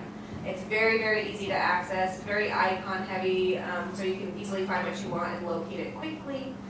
To find what you need for the lesson. You can either do it on a unit basis, and I can pre-prep for an entire unit, or I can break it down to a lesson and go just for the lesson. So it's very easy to use from the teacher perspective, where we're not spending our time digging and trying to find and locate the information. It's very nicely formatted and outlined for us. So our next steps, we've completed our committee work. On January 20th, we did put our proposed curriculum on public display, so you can see it. It's right on the tables right outside here. We will bring this back to you on April 7th for a potential vote. If it is approved, we will in May start that purchase process so that it arrives over the summer, and then we will have training for all of our staff when we come back to school in July, probably end of July. So any questions? I have a couple real quick about assessment. We're still doing CFAs, I'm assuming, every Yes. 1 to 2 weeks with your kids. If those of you that are piloting Amplify, how are our kids doing on the CFAs? Because that's what people are going to ask, how are they going to do on the testing, the state testing, what will our scores look like, will we improve? That's what we hear out in the community all the time. I would say that my students are performing better than they have, especially talking about fractions, which is extremely heavy and shows up on the ESA everywhere. And they are performing better, and I think it's because of all the continued practice. And I expect them, with the spiral review, I've also seen them retain information longer. So I expect them to do well, even when we do our benchmarks at the end of the quarters as well. So good prep for the state test. It has really good digital components for the state test, and that for us has been lacking with BT and some of the CFAs. They're multiple choice tests, and so they don't get the tech practice. So on the state test, when they have to come across it, sometimes the technology gets in the way of them actually being able to show I would that they agree with know. that completely. And so I would say that this program, because it is brand new, has a great tech component. And there's digital lessons built in every unit where it is a digital lesson. And they learn through doing it on their computer with you, essentially. And so there was a fraction number lines where we were doing line plots and plotting fruit on grass, and they have to chop the line and click the button. And it was very similar to what I have seen on the state test technology-wise for how to click buttons, move features, some of that stuff that we have not gotten with BT. And I think what Haley just said about they're doing a little bit better is what we're seeing across the board. The reason I didn't show you data today is because I don't think it's a great representation truly of what it's going to look like when we fully implement. So because we're in a pilot year, our teachers have a little bit extra work to do with this because they kept going with our pacing guides the way that they were outlined originally. It did not necessarily match the flow of Amplify. So they were having to piece things together still, and maybe not all of the components, like especially the spiral review, might not have been applicable for what they were doing because there was pieces that they had missed because their flow is different. Some of the work that we will do this spring, if it's approved, is we will realign our pacing guides to match kind of the flow of what is in Amplify so that we can take advantage of all of those different components that are there. But they were performing at or above with all of the CFAs that they were taking. That answers my next question about the pacing guide. There you go. It's ahead of you. I just want to say thank you to the teachers. We love our administrators, but we love to interface with the teachers, and we appreciate the extra work that you've done through this. I guess my only question is, what was the cost of Amplify compared to some of the others that we were looking at? So the cost really is pretty much the same. There's not a huge difference in that where we start to, we haven't put our order together yet, but their base packages are the same. So some teachers want the workbooks, some do not. So that's where the price really varies from curriculum to curriculum. Some of the workbooks, or they call them consumables, for some companies were a couple different volumes instead of, and some were just one volume per student. So that usability really factors into our final overall cost. But when you look at like the actual cost of the student bundle, which is a textbook, and the digital platform, they're all very, very similar. I appreciate the parent aspect, and thank you for including that. Haley knows I have a couple of boys that were in elementary school when Engage New York was adopted, and it was a bit of a nightmare in my household. Maybe it's because they're boys, I'm not really sure, but we could not keep anything straight. We couldn't find a single paper when we needed said paper, and one of the real struggles was we couldn't build on something they had before, because whatever they had before, it didn't make it sustain in our environment. And so Jane knows what a Mason's backpack was like, but we just couldn't contain everything. So I guess one of my questions, like I just heard that there's some workbooks and things like that, where how can we, does this allow for students to have a little bit more continuity maybe in their ability to keep things together and to be able to see how the curriculum flows for themselves, throughout the year? Because we were a hot mess with Engage New York at our house. I don't know. We were not Engage New York people. We struggled. So I think that goes along with the pacing of the workbooks, is that they'll have one thing where everything is together, and so it won't be where we're trying to piece parts and supplement parts. And then also the technology aspect of it, like they're already asking, can I play this at home? So they can go home and they can play the Amplified Math. And you can see as a parent exactly what they're doing. We can assign it through there so everything is just in one spot instead of handing you one page out of this and then one page from here. It's all going to be together. And Engage was very worksheet heavy. Right. And now all their work is contained, and I do they have a little checkup called a Show What You Know, and I send that home graded so parents kind of know how they're doing on that specific skill. So one thing's kind of going home, that checkup. But it's not all the problem set in the spring. I didn't even know what they meant. I was like, what are we supposed to do, Mom? I don't know. Yeah. I also think the digital It was platform, so confusing. Yeah, that digital platform is a game changer because students can log in from anywhere and show parents what they're working on. They can access the actual workbook online. So there's so many different components of being able to take it home that's not a backpack, because we know those tend to be kind of a disaster for like. Well, and printing, I mean, as a mom volunteer, I can't even tell you how much time I spent copying those papers, and it was a lot. Even though it was a free curriculum, it wasn't, and it certainly wasn't free. No. There were costs associated. Thank you guys so much. I'm very excited for a new curriculum. I've actually been down twice to look through the materials, and I'm really excited about that, especially the story, how it unfolds throughout each, and it's very fun. I have fun with that. I have some chickens too. If you need a community chicken facility chicken, is that what we're calling it? I can bring a chicken to the school. Okay. Is it trained?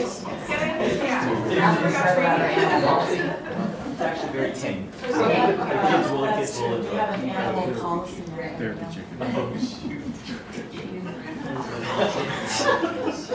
Have we adopted the policy yet? I'll just underscore the great work our teachers do. Thank you so much. You should be home with your families watching, I don't know, reruns of Seinfeld or something. Talking to us, and it's fantastic. I love the opportunity for our board members to go into schools and see how great our teachers are, and occasionally for them to come here and for them to see that as well. Just, you fill my heart. The process that we started this a long time ago, we felt an urgency to get new math curriculum into the hands of our K-4 teachers. We've done pretty much every other major curriculum area. Modern languages at the high school is coming up, but there's a smaller group of kids impacted by that than almost anything else. We really wanted to do this. Engage New York served its purposes for a while. There was a long period of time where we got no capital funding of any kind from the state. The hard capital things that Jimmy's been talking about tonight, but also soft capital things. We had zero money for curriculum for over a decade. So guess how much money we spent on curriculum for over a decade? Zero. There's finally been a little trickle of that coming back, and we just decided we can't do this anymore. So Kelsey's led so many great processes on this. This is the last one. When she came to me and said, hey, we started this out, we piloted one, but I think we're going to pause it. I was like, oh my gosh, can't we just get some people? And she convinced me this is the right thing to do. And you heard tonight the reasons why it's been a good idea to pause it and find, hey, there's another resource out there that's even better. And you're hearing unanimously that this is what they want and need to help our kids go next level. So. Thank you for not rushing it. Yes. Yeah. That makes a huge And not going difference. with your first choice. Right. That's commendable, because a lot of times we see that first choice and we jump. That happened with our high school one too, didn't it? You guys were pretty set on one and we. No, they piloted and didn't love any, so we went back to the drawing board. That's right, you and started said, all over. we're not Yeah. gonna settle, we're gonna make sure we get the right choice. It's a very deliberate process for all of these curriculum and whatnot. It's awesome. What's most powerful though is it really is teacher-led. This is all coming from them. I really do remove myself, I just facilitate. This is all of their feedback is what we present to you and what develops that process. So you guys do the hard work. It's been a journey. So is this switch over, it's completely online, correct? Is that what, no, it's not? It's Okay. both. So it's like, it's kind of the dual thing? Okay. It's a hybrid. Even the digital lessons, what's kind of nice because we know the internet goes up. So like even the digital lessons, it purposely has an icon next to it and they actually have it in their book as well. Okay. So you can choose to do a digital or print, depending on like your preference or student behavior that is. And you can kind of like follow along that way. So it's nice as it always is both. It's always print and digital, print and digital. What do you feel like they tend to go towards more often, digitally or on paper?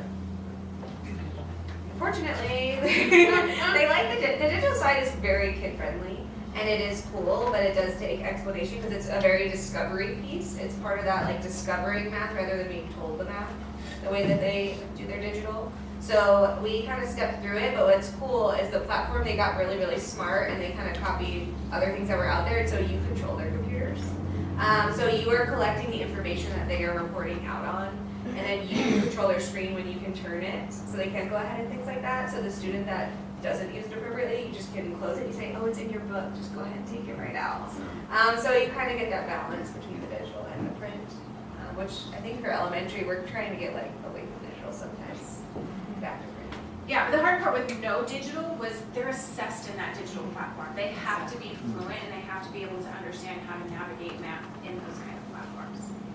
I think before the curriculum didn't have that digital piece, so we were using other things like happy numbers or prodigy or something that was totally different interface than what they're seeing on the slides and things. But with this, it's the same.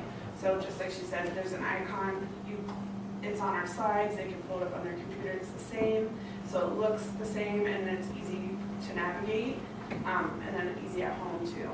And the website has fluency practice as well, and I can adjust it and have students work on, instead of single digit, I can bump them up to 2-digit, 3D multi-digit, up to like rounding, bracket equivalent, and it's like really fast fluency. And so it's fun that you can adjust it and give them that challenge that they need. It also has a couple other games that are really engaging that they always ask to play. So it has more than just the curriculum on there too. And at the end of the digital lessons, it also has like a feedback form where the kids get to decide like where's their knowledge and understanding, which is cool because it's private, but you get it as the teacher, so they can tell you right then like I'm confused or this one's really easy for me, and they kind of click it, but then it gives you it like categorizes them really quick. Of like these are the ones that are saying they don't get it, these are the ones that are saying that they do. You can look at it at a glance really quick to adjust on the fly.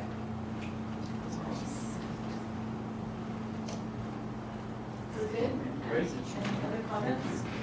Thank you so Thank you, much thank for you. your time.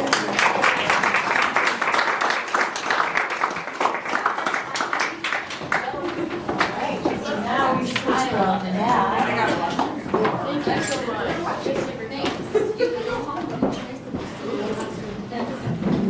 So our next presentation is on letters, and for those of you that, we just listened to a nice presentation on math, now we're going to take a look at literacy and letters, which again is what we hear out in the community a lot is that we don't teach phonics anymore. There's no such thing as phonics in schools anymore. Letters is an incredible program that we're using. I believe we're going to try to get everybody endorsed in that, is that correct? Or All K through 5. all K through 5? All the K through 5 literacy teachers have Okay. to have an early lit endorsement. Okay.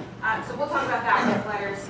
And as I started to put this together, I realized we really need to give you the full picture of what early literacy looks like and where letters fits into that. So I brought Larnell Sawyer, who's Yes. a reading interventionist from Taylor Hicks. She's also our letters facilitator. I think what you heard in math and what you'll hear here is elementary teaching is not easy. It is actually very complex, and there is lots of science and research that has gone into best practice, and that you're going to see a lot of that here today. So I've taken some resources from some state trainings, and it really all starts with this. We know that early literacy is essential to future success. If they are not a good reader by the end of first grade, their chances of being a proficient reader later is drastically different. So students who don't read proficiently by the end of third grade are 4 times more likely to leave high school without a diploma. This is why the state of Arizona really came up with Move On When Reading, which sets some benchmarks for our third graders. They have to be able to pass that reading benchmark in order to move on to fourth grade. The great news, though, is that 95% of children can learn to read proficiently if we put the right supports in place. That 5% that might not be able to read proficiently have either some pretty severe cognitive delays or some extensive learning disabilities that are impacting their learning. They can still gain skills, they just might not reach the same level of proficiency as their peers. Right. So the science of reading, we keep hearing that that's kind of the new buzzword, the science of reading, and truly the science behind it. How our brains learn how to read, it's not natural. Okay? Talking is natural. We hear it, we gain it, but then Speaking of not natural, you use the mic, so you have some people online that Sorry. you're fine. They can hear you just fine, but folks online. There's 5 or 6 people out there listening right now online, so. So there has been decades of research on how individuals learn how to read, and it's not natural. We're having to wire the brain to learn how to read. That's when we're in structured literacy. That is how we do it. It's that direct, explicit, systematic instruction that's constantly repeating, so it can go into that long-term memory. And when? As soon as possible. Pre-K, kindergarten, first grade, because we just saw that once they hit first grade, if they have a reading that's still moving on, they're going to continue to struggle. These are our big 5 in reading: phonemic awareness, phonics, vocabulary, fluency, and comprehension. And we'll talk about a little bit later on how we actually hit all those components.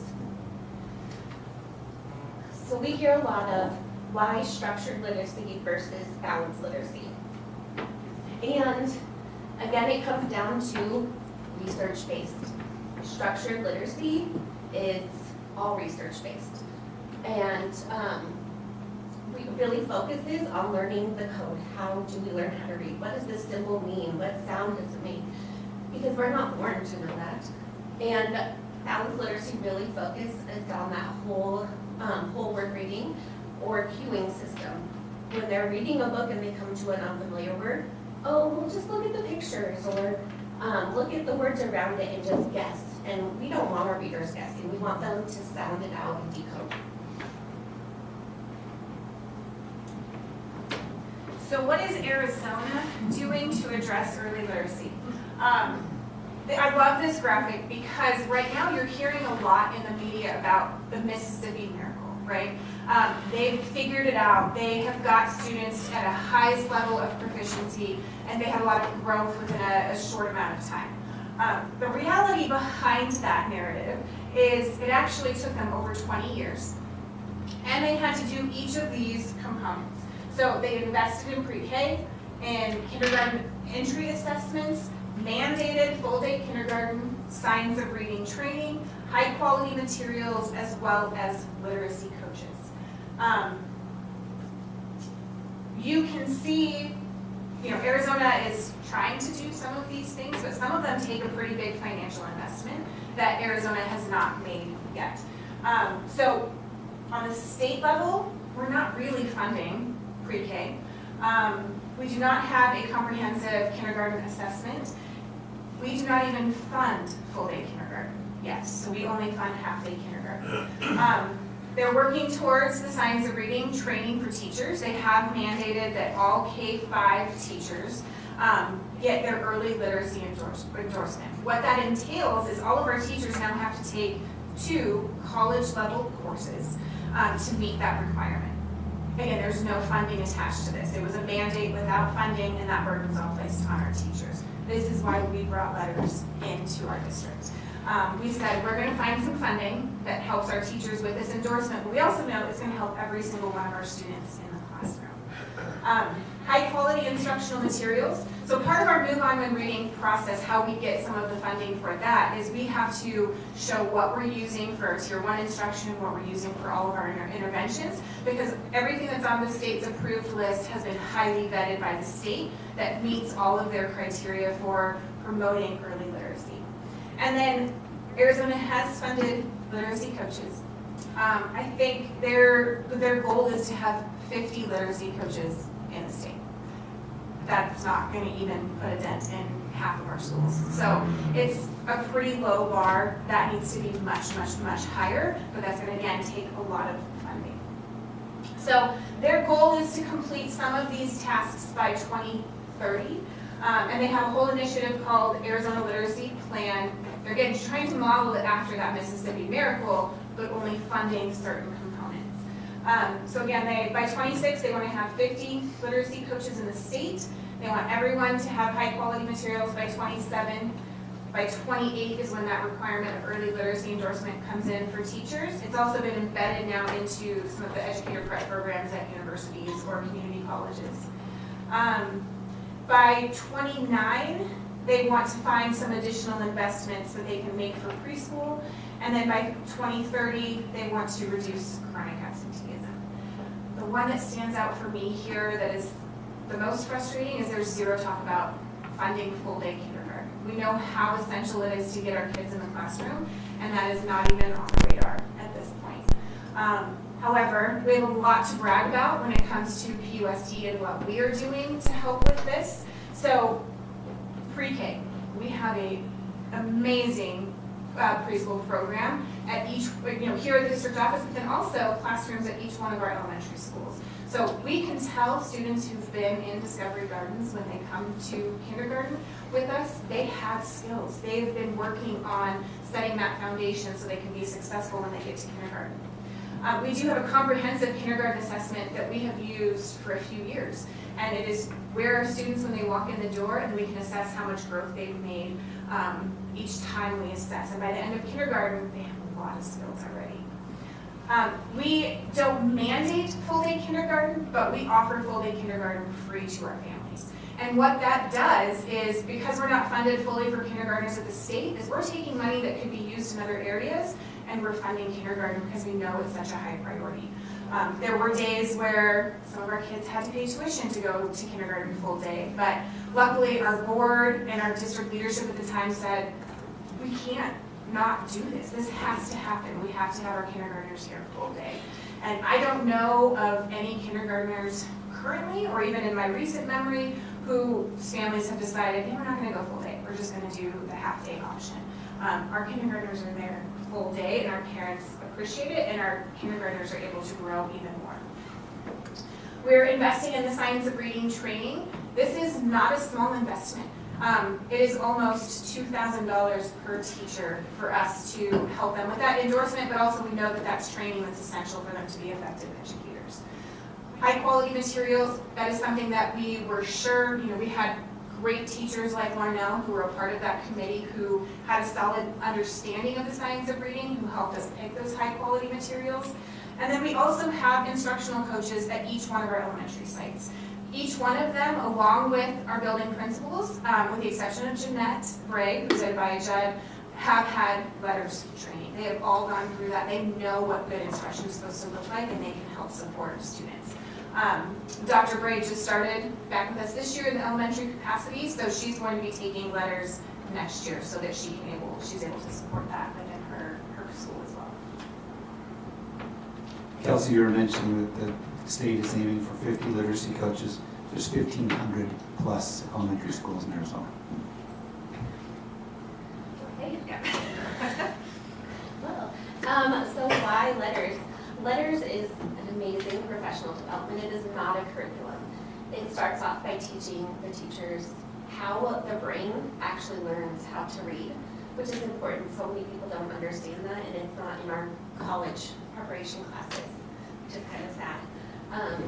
It is brain-based instruction, and it shows us, it gives us the tools to apply structured literacy to our classrooms, and it really shows that unlike balanced literacy kind of fits a few kids. It teaches us how to reach all of our students and constantly looking at our data to drive our instruction. Let's see. So a little bit of research on letters. 94 to 96% of our educators feel have a stronger understanding after completing letters. And to give a little background, letters takes about 2 years. So it has an online component where the teachers are watching videos of strong instruction and learning different techniques, and then they're having to also read a manual, and then they will come to 8 in-person 6-hour trainings over the span of 2 years.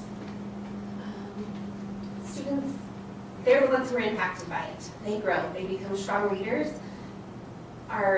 As you'll see later on, it's pretty impactful. Sorry. No, you're good. Just you're fine. Good. Yep, good. All right, so this is what we have in place. Letters encompasses all 5 pillars. It starts off with our foundational skills of phonics and phonemic awareness, and then moves on to the other 3. Right now, we have Heggerty for our phonemic awareness as one of our programs for K-2. Some of our 3rd and 4th grade teachers have started to ask to use it for Tier 2 and Tier 3 support for some of their students. UFly, which is absolutely amazing, also encompasses phonics and phonemic awareness for K-2. And again, we have some of those older grade teachers looking at the manuals and implementing it for Tier 2 and Tier 3 small group instruction. I'm just going to add real quick, I didn't think about this earlier, but last year, Larnell was pretty instrumental in looking at our data and really analyzing not just Taylor-Hicks data, but all of PUSD data, and looking at our curriculum, and she identified that we had a big gap within our Tier 1 curriculum when it came to phonics and phonemic awareness. And that is the reason why we actually ended up bringing UFly into our district. So it takes people like that to do that down and dirty work with that data to figure out what's happening and what we need to do to move forward. UFly has a pretty nice pacing. It's quick, but it's continually going back and spiraling on all the skills that it's taught. It's hands-on, which is amazing, especially for those young little learners, if they're able to manipulate the phonemes and graphemes of words. And then we have reading decodables for building our fluency. And then we're using Into Reading for some of that vocabulary and comprehension piece. Why heavy? Well, it's quick, it's easy, it's for all students, so we can do this in our Tier 1 instruction, 10 minutes max usually. And we don't have to do all, there's about 3 pages worth daily of phonemic awareness activities that, you know, we can go through and pick based on what our students are showing us they need. And it prepares them for phonics, which we do every day in class. Why U-Fly? Well, why not U-Fly? It's absolutely amazing. It is research-based, has targeted support. It starts with one skill, and then you'll move on to the next in a couple days, and then you're going to continue to see all those skills spiraling over and over and over. It's research-based. It's fantastic. So as you just heard, I mean, there are a lot of components that go into good quality reading instruction. And so as we are trying to navigate, you know, those 5 pillars with teachers, we're going, how are they going to structure their reading blocks so that they're maximizing their instructional time, but putting their emphasis in the right places? So this summer we had instructional coaches, we had principals, Larnell vetted this as well, but we came up with a recommendation of how to use those instructional minutes within their reading block so that they were targeting all of these different skills and giving students the foundation that they need. So by law, we are required to have 90 minutes of uninterrupted reading blocks for our elementary school students. So you can see, I'm going to choose 2nd grade just to highlight. They have 30 minutes of phonological awareness, and so we even highlighted what resources they should be using.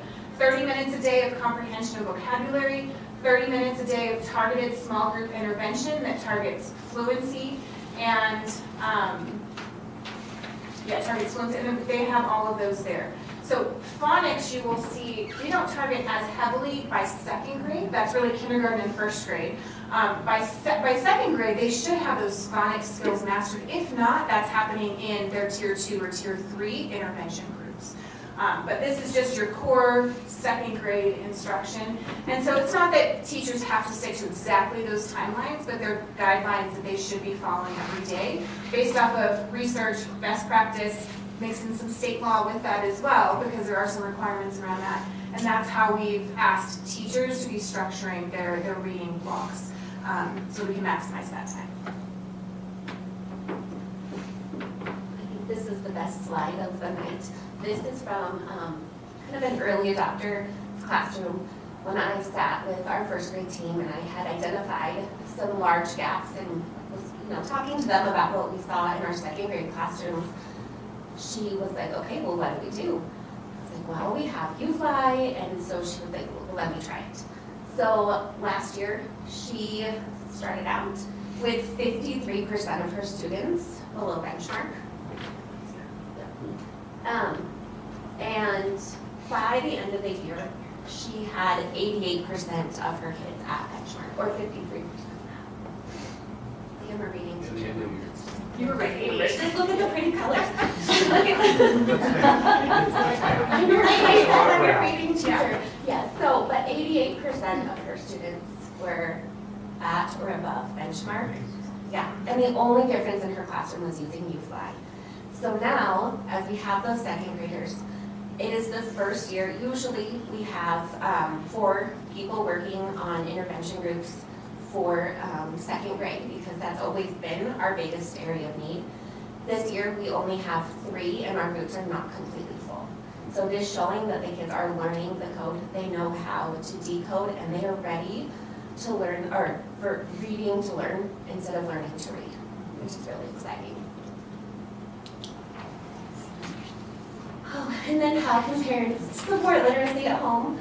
Of course, they can just read to their children, have conversations about stories, point out letters, have their child point out letters to them and ask them sounds, play rhyming games, read nursery rhymes.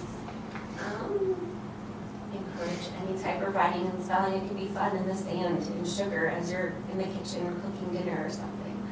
And of course, partnering with teachers.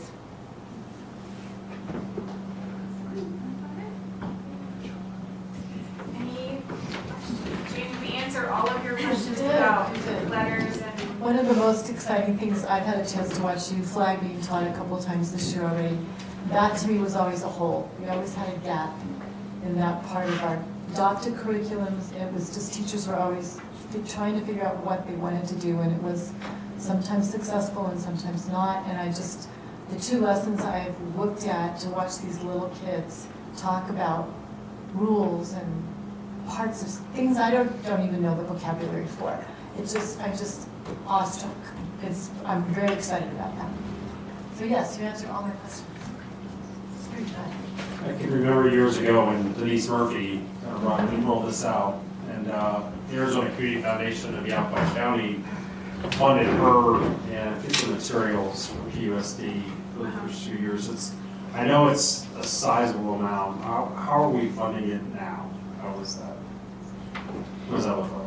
It's really big bake sale. Yeah. Creatively. Yeah. Go ahead. Brian, do you want to answer that? Sure. So about, I'm gonna answer this carefully. So about 5 years ago, we decided as a district that at that time, 100% of our 301 money would go to teachers, and at that point, it was about 3.2 million. And that's what we received, and then the next year, we paid out 100% as well, at 3.4 million, no, I'm sorry, 3.4. Anyway, at that point, we kind of seen needs in the future and funding issues when it comes to needing money for raises. We really kind of left the 301 money at that level. And the last 2 years, it's been funded a little bit more. And so we've built up a surplus through interest and the excess that we paid out. And that's what's going to be paying for our letters training for professional development, which is a 301 eligible area. So. That's great. I mean, there's an initiative that you didn't know it was going to take hold, and obviously it was embraced, and to see the results now, years later, is pretty phenomenal. So thanks for investing in it. I mean, we could go to community partners in many cases, but it's made it that important, and you tried it out. It becomes more affordable as well, having one of our very best literacy teachers over the last several years say, hey, I'll get that training, I'll be that person to help provide that training for not only our district, but a handful of teachers from a neighboring small district as well. So it's super cool. I know we just appreciate you so much. And I will just give kudos to past governing boards and administration, because without some of our fiscal decisions, I don't know how we would have, besides just telling teachers, you need to go spend your own money and get what's required. And I really don't know what districts are doing across the state, because we were very lucky. We made some decisions in the past that's benefiting, and teachers aren't having to pay.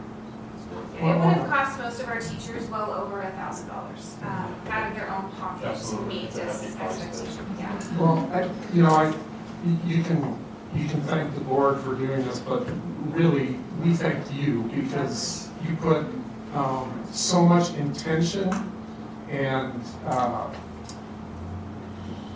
research and science into all of these presentations that you give us. And our job is to give you what you need to do your job. So, it's easy. I mean, when you present things like the curriculum and you present this to us, it's easy to come back and say, well, yeah, obviously they need it. You know more about this than any of us do. So thank you for all the work that you guys do to give us this detail and the information that we get. I mean, it's a lot, and we appreciate it. Yeah, and keeping us current and using the science that science just continually teaches us new things and not just staying in the stagnant, well, this is what we've always done, or this is what we were told to do 15 years ago, and I'm grateful to see balanced reading going away and structured reading returning. I think that's a huge win for our kids. They're going to be better readers for it, so it's exciting.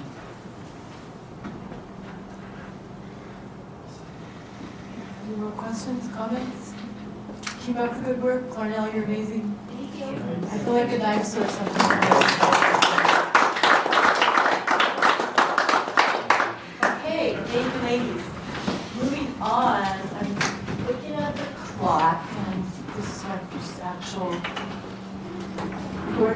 junior on really slow meetings. I gotta reconsider. Hours already, we said 6. I can't stand I was thinking that maybe as we go through our summary of events with our superintendent and governing board members, we quick and tidy and move quickly through that section so that we're not still on this particular topic at 8 o'clock. So, shall we go? Superintendent, make it quick. Absolutely. Yeah, we've never started this at 7:35 before, so I'll definitely keep it under 20 minutes. So we just have 5 real quick slides. Okay. now. I was able to go to Granite Mountain last week. There's great things going on in our schools all the time to recognize kids and the effort that they give. But at Granite Mountain, 2 things. There's 2 slides there. One is an example. They were giving kids awards based on their growth, and one other thing is similar. Their effort, not the kids who did the very best on a test or whatnot, but the kids who teachers recognized, hey, you were in one place a couple months ago, now you're in a whole different place based on the effort you're giving. So kind of cool that way. And then right after that, just for fun, to make everybody glad that they came to see their friends get certificates. They did a little game of Hungry Hippos on the floor there with the teachers pushing the kids around. Yeah, that was fun. That was great. Next. We've got tremendous sports teams throughout the seasons, and just this last Friday, Bradshaw Mountain came to town, and we had our girls teams, our boys teams, and basketball play against Bradshaw Mountain, and we swept them in every game. So that's kind of nice. Some good photos from that. Our high school performing arts students in choir and orchestra and band recently tried out for regional honor band and choir and whatnot, and there's a list of the numerous PHS students who made regional honor band or choir. We're super proud of them. And then, let's see, another one of our great Badger teams. New wrestling coach this year, and a lot of success with individuals and on the team level as well. Legler Cup coming up. This is from West Valley and White there recently. And then one other thing we wanted to run by you. Is it okay if Kelsey shares something real quick? Yes. She goes, I'll be quick. I'll be quick. So next Friday, we have what we always call the Super Bowl of PE days. So it is our Choose Your Own Professional Development Day. That we did send out signups today. We have a variety of offerings that we put together every single year. The cool thing is we bring people from the community in, but we also, this is an opportunity for some of our teacher leaders to highlight things that they're doing really, really well. Teaching can be a pretty isolating profession. You're in your room, you don't often get to go see other teachers. So this is where our teachers get to learn from each other. And it's the day that we get the best feedback on. Our teachers look forward to it every year because we have so many different offerings. So we have 3 one-hour-long sessions. We have anywhere from 11 to 14 offerings per session. We have everything from, Mr. Tenney offering kind of the state of the district, where are we at with budget, 4-day week. There's pickleball up there, led by one of our amazing high school science teachers. We do have some financial advisors in the community who come and talk about what can you do as a teacher to get yourself ready for retirement. That's always one of our most popular ones, to be honest with you. So they're doing it 3 times. We have some on math instructional practices here, opportunities for reading interventionists to get together. We do have some offerings around how to help students with specific disabilities. Study Island, which is an online platform that we use for learning, but lots of different offerings, and it really is a great day. So you're more than welcome to come and join us, come walk around, join a session or 2 if they look interesting to you, but it's one of our most exciting days. We'll also have a very fun Valentine's Day table because it's the day before Valentine's Day. You'd be surprised at how excited teachers get to write each other Valentines. And each school is going to have their own cute little box that's decorated. We'll deliver it to sites after. So, Sounds great. That's it. All right. Should we start with Ms. Brett? What's up? I don't think I have anything to report on current events. That's pretty short. Mr. Stan. Yeah, short weeks. One thing I do want to comment is we're doing YMCA basketball, and I'm telling you, our gyms are in great condition. I think when Brett and I were at Granite Mountain North 35 years ago, I think the floor is better, the facility looks great. That's what we practice on, that's what we share with the community. It's just a great partnership, and just love seeing that. There's a lot of people that, grandparents or whatnot, they come out, and they're old, retired, well, they're retired, school teachers and whatnot, and it's great to see them on the bleachers again, watching their grandkids. All right. So I attended the training that Superintendent Steve King put on it for board members. I went over to the Verde just to kind of network and yeah, I didn't go to the one in Prescott yet. Just to network with other county board members and to actually sit through the training. One thing I noticed, it was at the Cottonwood Oak Creek School District office. They post their values on the wall, the board values, and I know last June we made a statement about what our values were, and I'm wondering if that's something maybe in the future we want to consider posting somewhere, something that our guiding principles, you know, the reason we're here, what we expect. Also, I attended the recent BOLTS seminar in Flagstaff put on by ASBA. A lot of great information on open meeting law, board procedures, plus again some more networking opportunities with Yavapai County as well as Northern Arizona school board members, ASBA staff. So it's all really good. Great. Good for me. Jen? I also do not think I have anything. Okay, I went to the soccer game last night. The boys beat Bradshaw 2-0. Pretty fun. Did some singing at Discovery Gardens and went to a roundtable discussion with Clark that Tim Carter put on for school board presidents, and I think we're in pretty good shape. I left there feeling really good about our board. All right, Ms. Shea. All right, so I'm a part of this club called Interact, which is a service-based club, so we go around and do service projects around the community. And we have the Interact District Conference coming up, which is basically where all of the Interacts, I think around Arizona, come to this district conference just to discuss their program at their school and what they've been doing. Me personally, I don't think I will be attending, but it is on February 28th. Depending on what school events I have, maybe I'll go, maybe I won't. But based on right now, probably not. And then for S Club, which I always like to promise it, I know that I talk about S Club every single time that you guys see me, but S Club is a part of Sir Optimus International, which is an all-women-based program that focuses on supporting women around the community. And we recently had a meeting where we are creating these Valentine's Day purses. We do this every year. I think they've been doing it at least since 2021. I don't know how much longer than that. You would have to ask the secretary about that. But we're doing this Valentine's Day purse project, which is where we ask club members to bring in purses and supplies such as feminine hygiene products. We bring in soap, shampoo, conditioner, all of those products that not all people have access to. And we fill those purses up with those necessities, and on Monday we will be going to the 5 and 2 soup kitchen to deliver them and spend some time with those people. And that's all I have for this time. That's great, that's always great. All right, community comments that were shared with governing board members this past month. Anyone have something they would like to bring up? I just had a couple. I talked to a mother who was a little irritated with the drop-off times of multiple schools that her kids had to go to, and I thought it was just my job to listen. And so I practiced my listening skills. And then I talked to a former teacher who told us as board members we need to let the teachers do their job.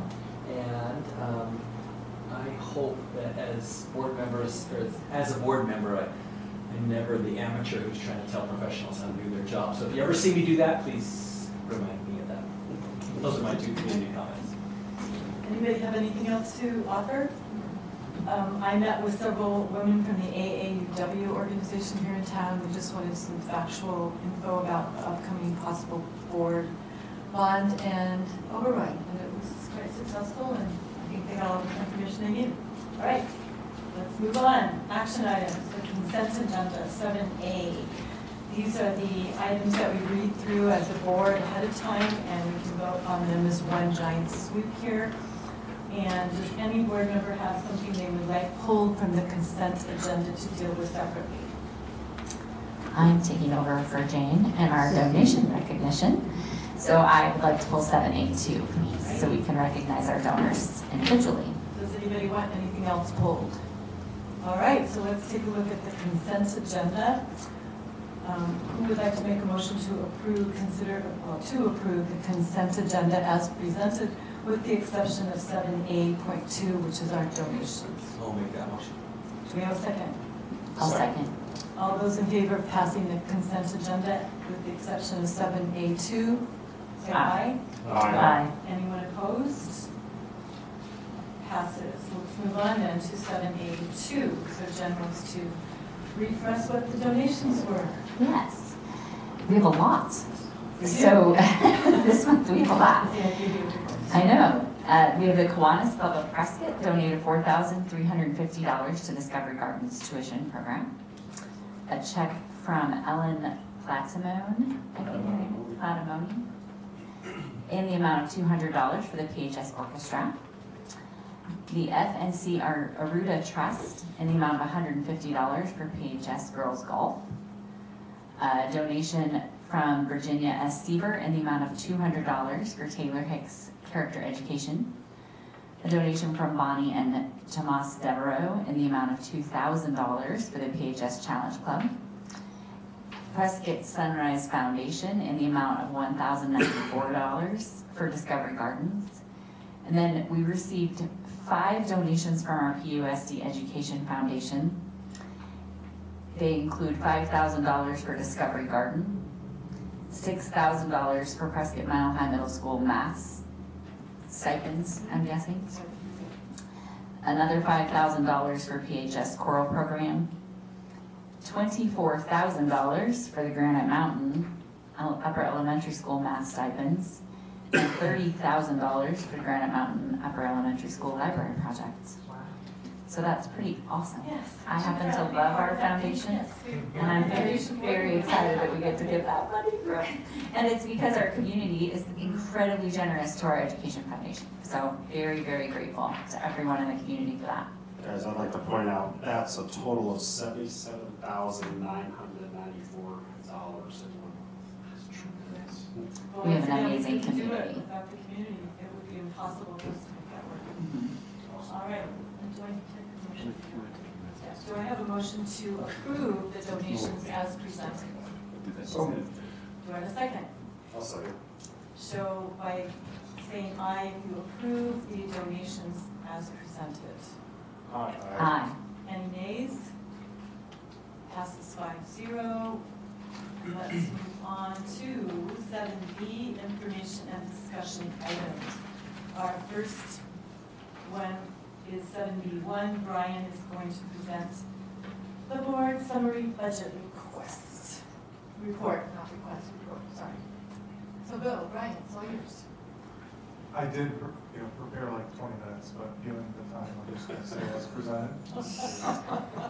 Unlike usual. Or you go on and on about it. Just for you. Thank you. You're so welcome. All right, that's it. All right, let's go on to 7B2, a discussion about the bond and override, and Clark has a few things to say about that. Okay, so I think I reported to you in my board report earlier that we based on the input that you gave us, Brian and I sat down and decided that it would be best to go with high ground consultants for each of the services that are offering. So I think we've got a contract initiated with them, Brian, is that right? We were hopeful to have Paul Bentz on tonight. We told him between 6 and 6:30, we're a little past that. So he's not with us at this point. If we have something that's really urgent, like, we gotta ask that guy tonight, he's agreed to get on the phone with us or something. But this is your opportunity, if you'd like, to spend some time talking about where you're at or what questions you've got. I'd love to hear if there are things you'd like us to follow up with on what are next steps and whatnot. I need to find that out from him, and particularly if there are things that you want him to include in the survey that he'll be putting together. I'm sure he's got some recommendations for the kinds of questions that we're asking, but if there are specific things you'd say, hey, let's make sure this is a part of it, or let's ask him if he thinks it would be valuable to include that as part of it. Will we be given an opportunity to review those survey questions? Yes, yes. Okay.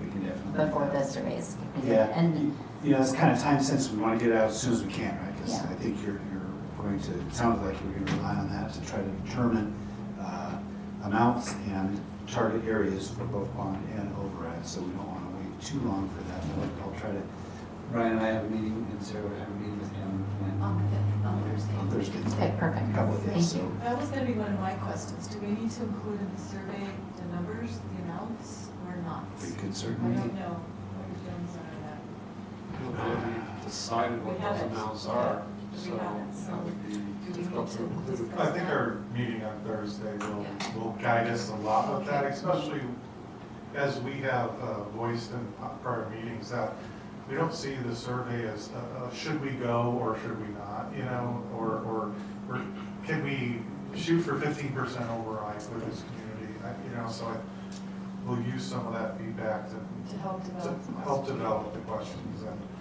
really have the survey guide how we present the information, what's important to our community, and like Mr. Ben said, you know, even the order that things are on the pathways.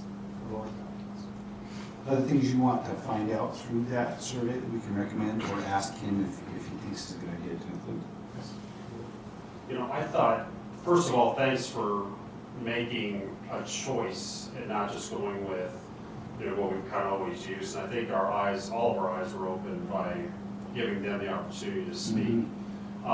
There's some things that I really like for him to help kind of guide us, because some of the stuff that he said, you know, having a conservative background, you know, having, you know, that as a perspective, I feel like he's very current in what's going on, especially around the state.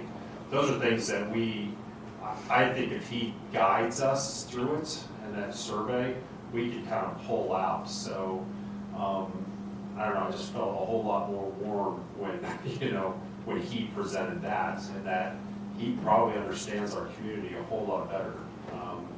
And then him and his team, sounds like they will help us a lot. They do a lot of research, they do. And that's why that rate was so nice, because it wasn't like, you know, I don't know, it wasn't hourly, it was just like, we just do all this for you. And so right now, I just don't even know what direction to go, so I'd love to see some feedback. I'm reasonably certain we won't get on the meeting with him on Thursday and have him say, gee, what do you want to know, guys? He's probably going to have a template for us, and we can share that with you, and then you can you know, tweak it a little bit. That might be our best way to approach this. I think my only other question for him maybe is, what is his timeline expected to be as far as when we might have data, and when as a board we would be able to be voting in order to make sure we're meeting the timelines of the county, but also giving our community ample time to rally together in support of the efforts. I'm assuming that would be part of the Thursday meeting as well. I'm confident that will be something that will come out. Should I go to the Thursday meeting? I didn't get any information about that. Great question. It's just a meeting between Mr. Moore Okay. and You can take my. Ms. Torres. I'll take my horse. I can be the stand-in more. I like that. That was good. That was good. That was good. Wow. Wow. You might not even notice it, right? She's a moron. Yeah, great question. I appreciate you asking it. It's not something that's intended for board members per se. We'll take care of that administratively and report back to you. Appreciate you asking. Yeah. Anything else along that you wanted to? This is an opportunity for the five of you together to talk about this. Obviously, we don't want to be here until 9:30, but it's only 7:54. So. Right, we got plenty of time. Until Yeah. 9:30. Although we were told the other night that generally board meetings last 2 hours. Yes, yeah, if we're going to get on that, At we're the going something roundtable wrong. I discussion, believe was the so wording. kind of went over that Yeah. tonight. Anybody else with something about it? No, we're good? All right, let's go on to 7B3, which is requests for future agenda items. I would like sometime in the future to actually have one of the teachers who does youth life, well, they all do. Oh, yeah. Actually teach sport. Okay. Give us a lesson. They're very That's a short. great idea. I know the person. Yes. Sarah, probably. I did contact her about would she be used up if she said yes. But, Sarah. Sarah Schuler. That's Taylor Hicks. She teaches first grade over there. She teaches a good class. But I think it would be fun for us when we don't have a lot on, but just do the lesson with you. Yeah. It'd be kind of fun. Yes. Anybody else have something for the future? All right. Let's look at dates. February 13th. Really good, President Did I Robinson. miss We will something? probably bring to you in March, so it's February. Okay. Our next meeting is March, that's right before contracts will be issued, so we'll be bringing to you a conceptual budget for you to vote on prior to that. And between now and then, we will set up appointments with board members individually to share information with you, get your feedback and your questions and whatnot, so we can get that into a draft form that we think is going to be acceptable by individual board members and hopefully the board as a whole. If we get to March and you say, wow, what is this? We don't like it, then we're going to have to go back to the drawing board quick in order to get contracts out in the time frame that we want to. So we'll be sure to contact you and set something up. I'm not really into the President Roberts and things, so. It was a theme tonight, so. It just goes to. President Jane? February 13th is our professional development day. If you have any couple hours, you want to go by, it's kind of fun. I've done that a few times. February 16th is President's Day. All district schools and sites are closed. Our next governing board meeting is March the 3rd. We will have a study session and a regular study and voting session. I will be out in the country, but I'll be trying to call in. I will attempt it, Sarah. We'll see how it goes. Last time I tried that, it was a chaos. Would you like to try to run the meeting telephonically? No, I or think you we're want gonna let Jen run the meeting from wherever because we have no idea. But I will talk about budget prior, and Sarah, if I had a copy of whatever the study session is. All right, anything for the good of the order?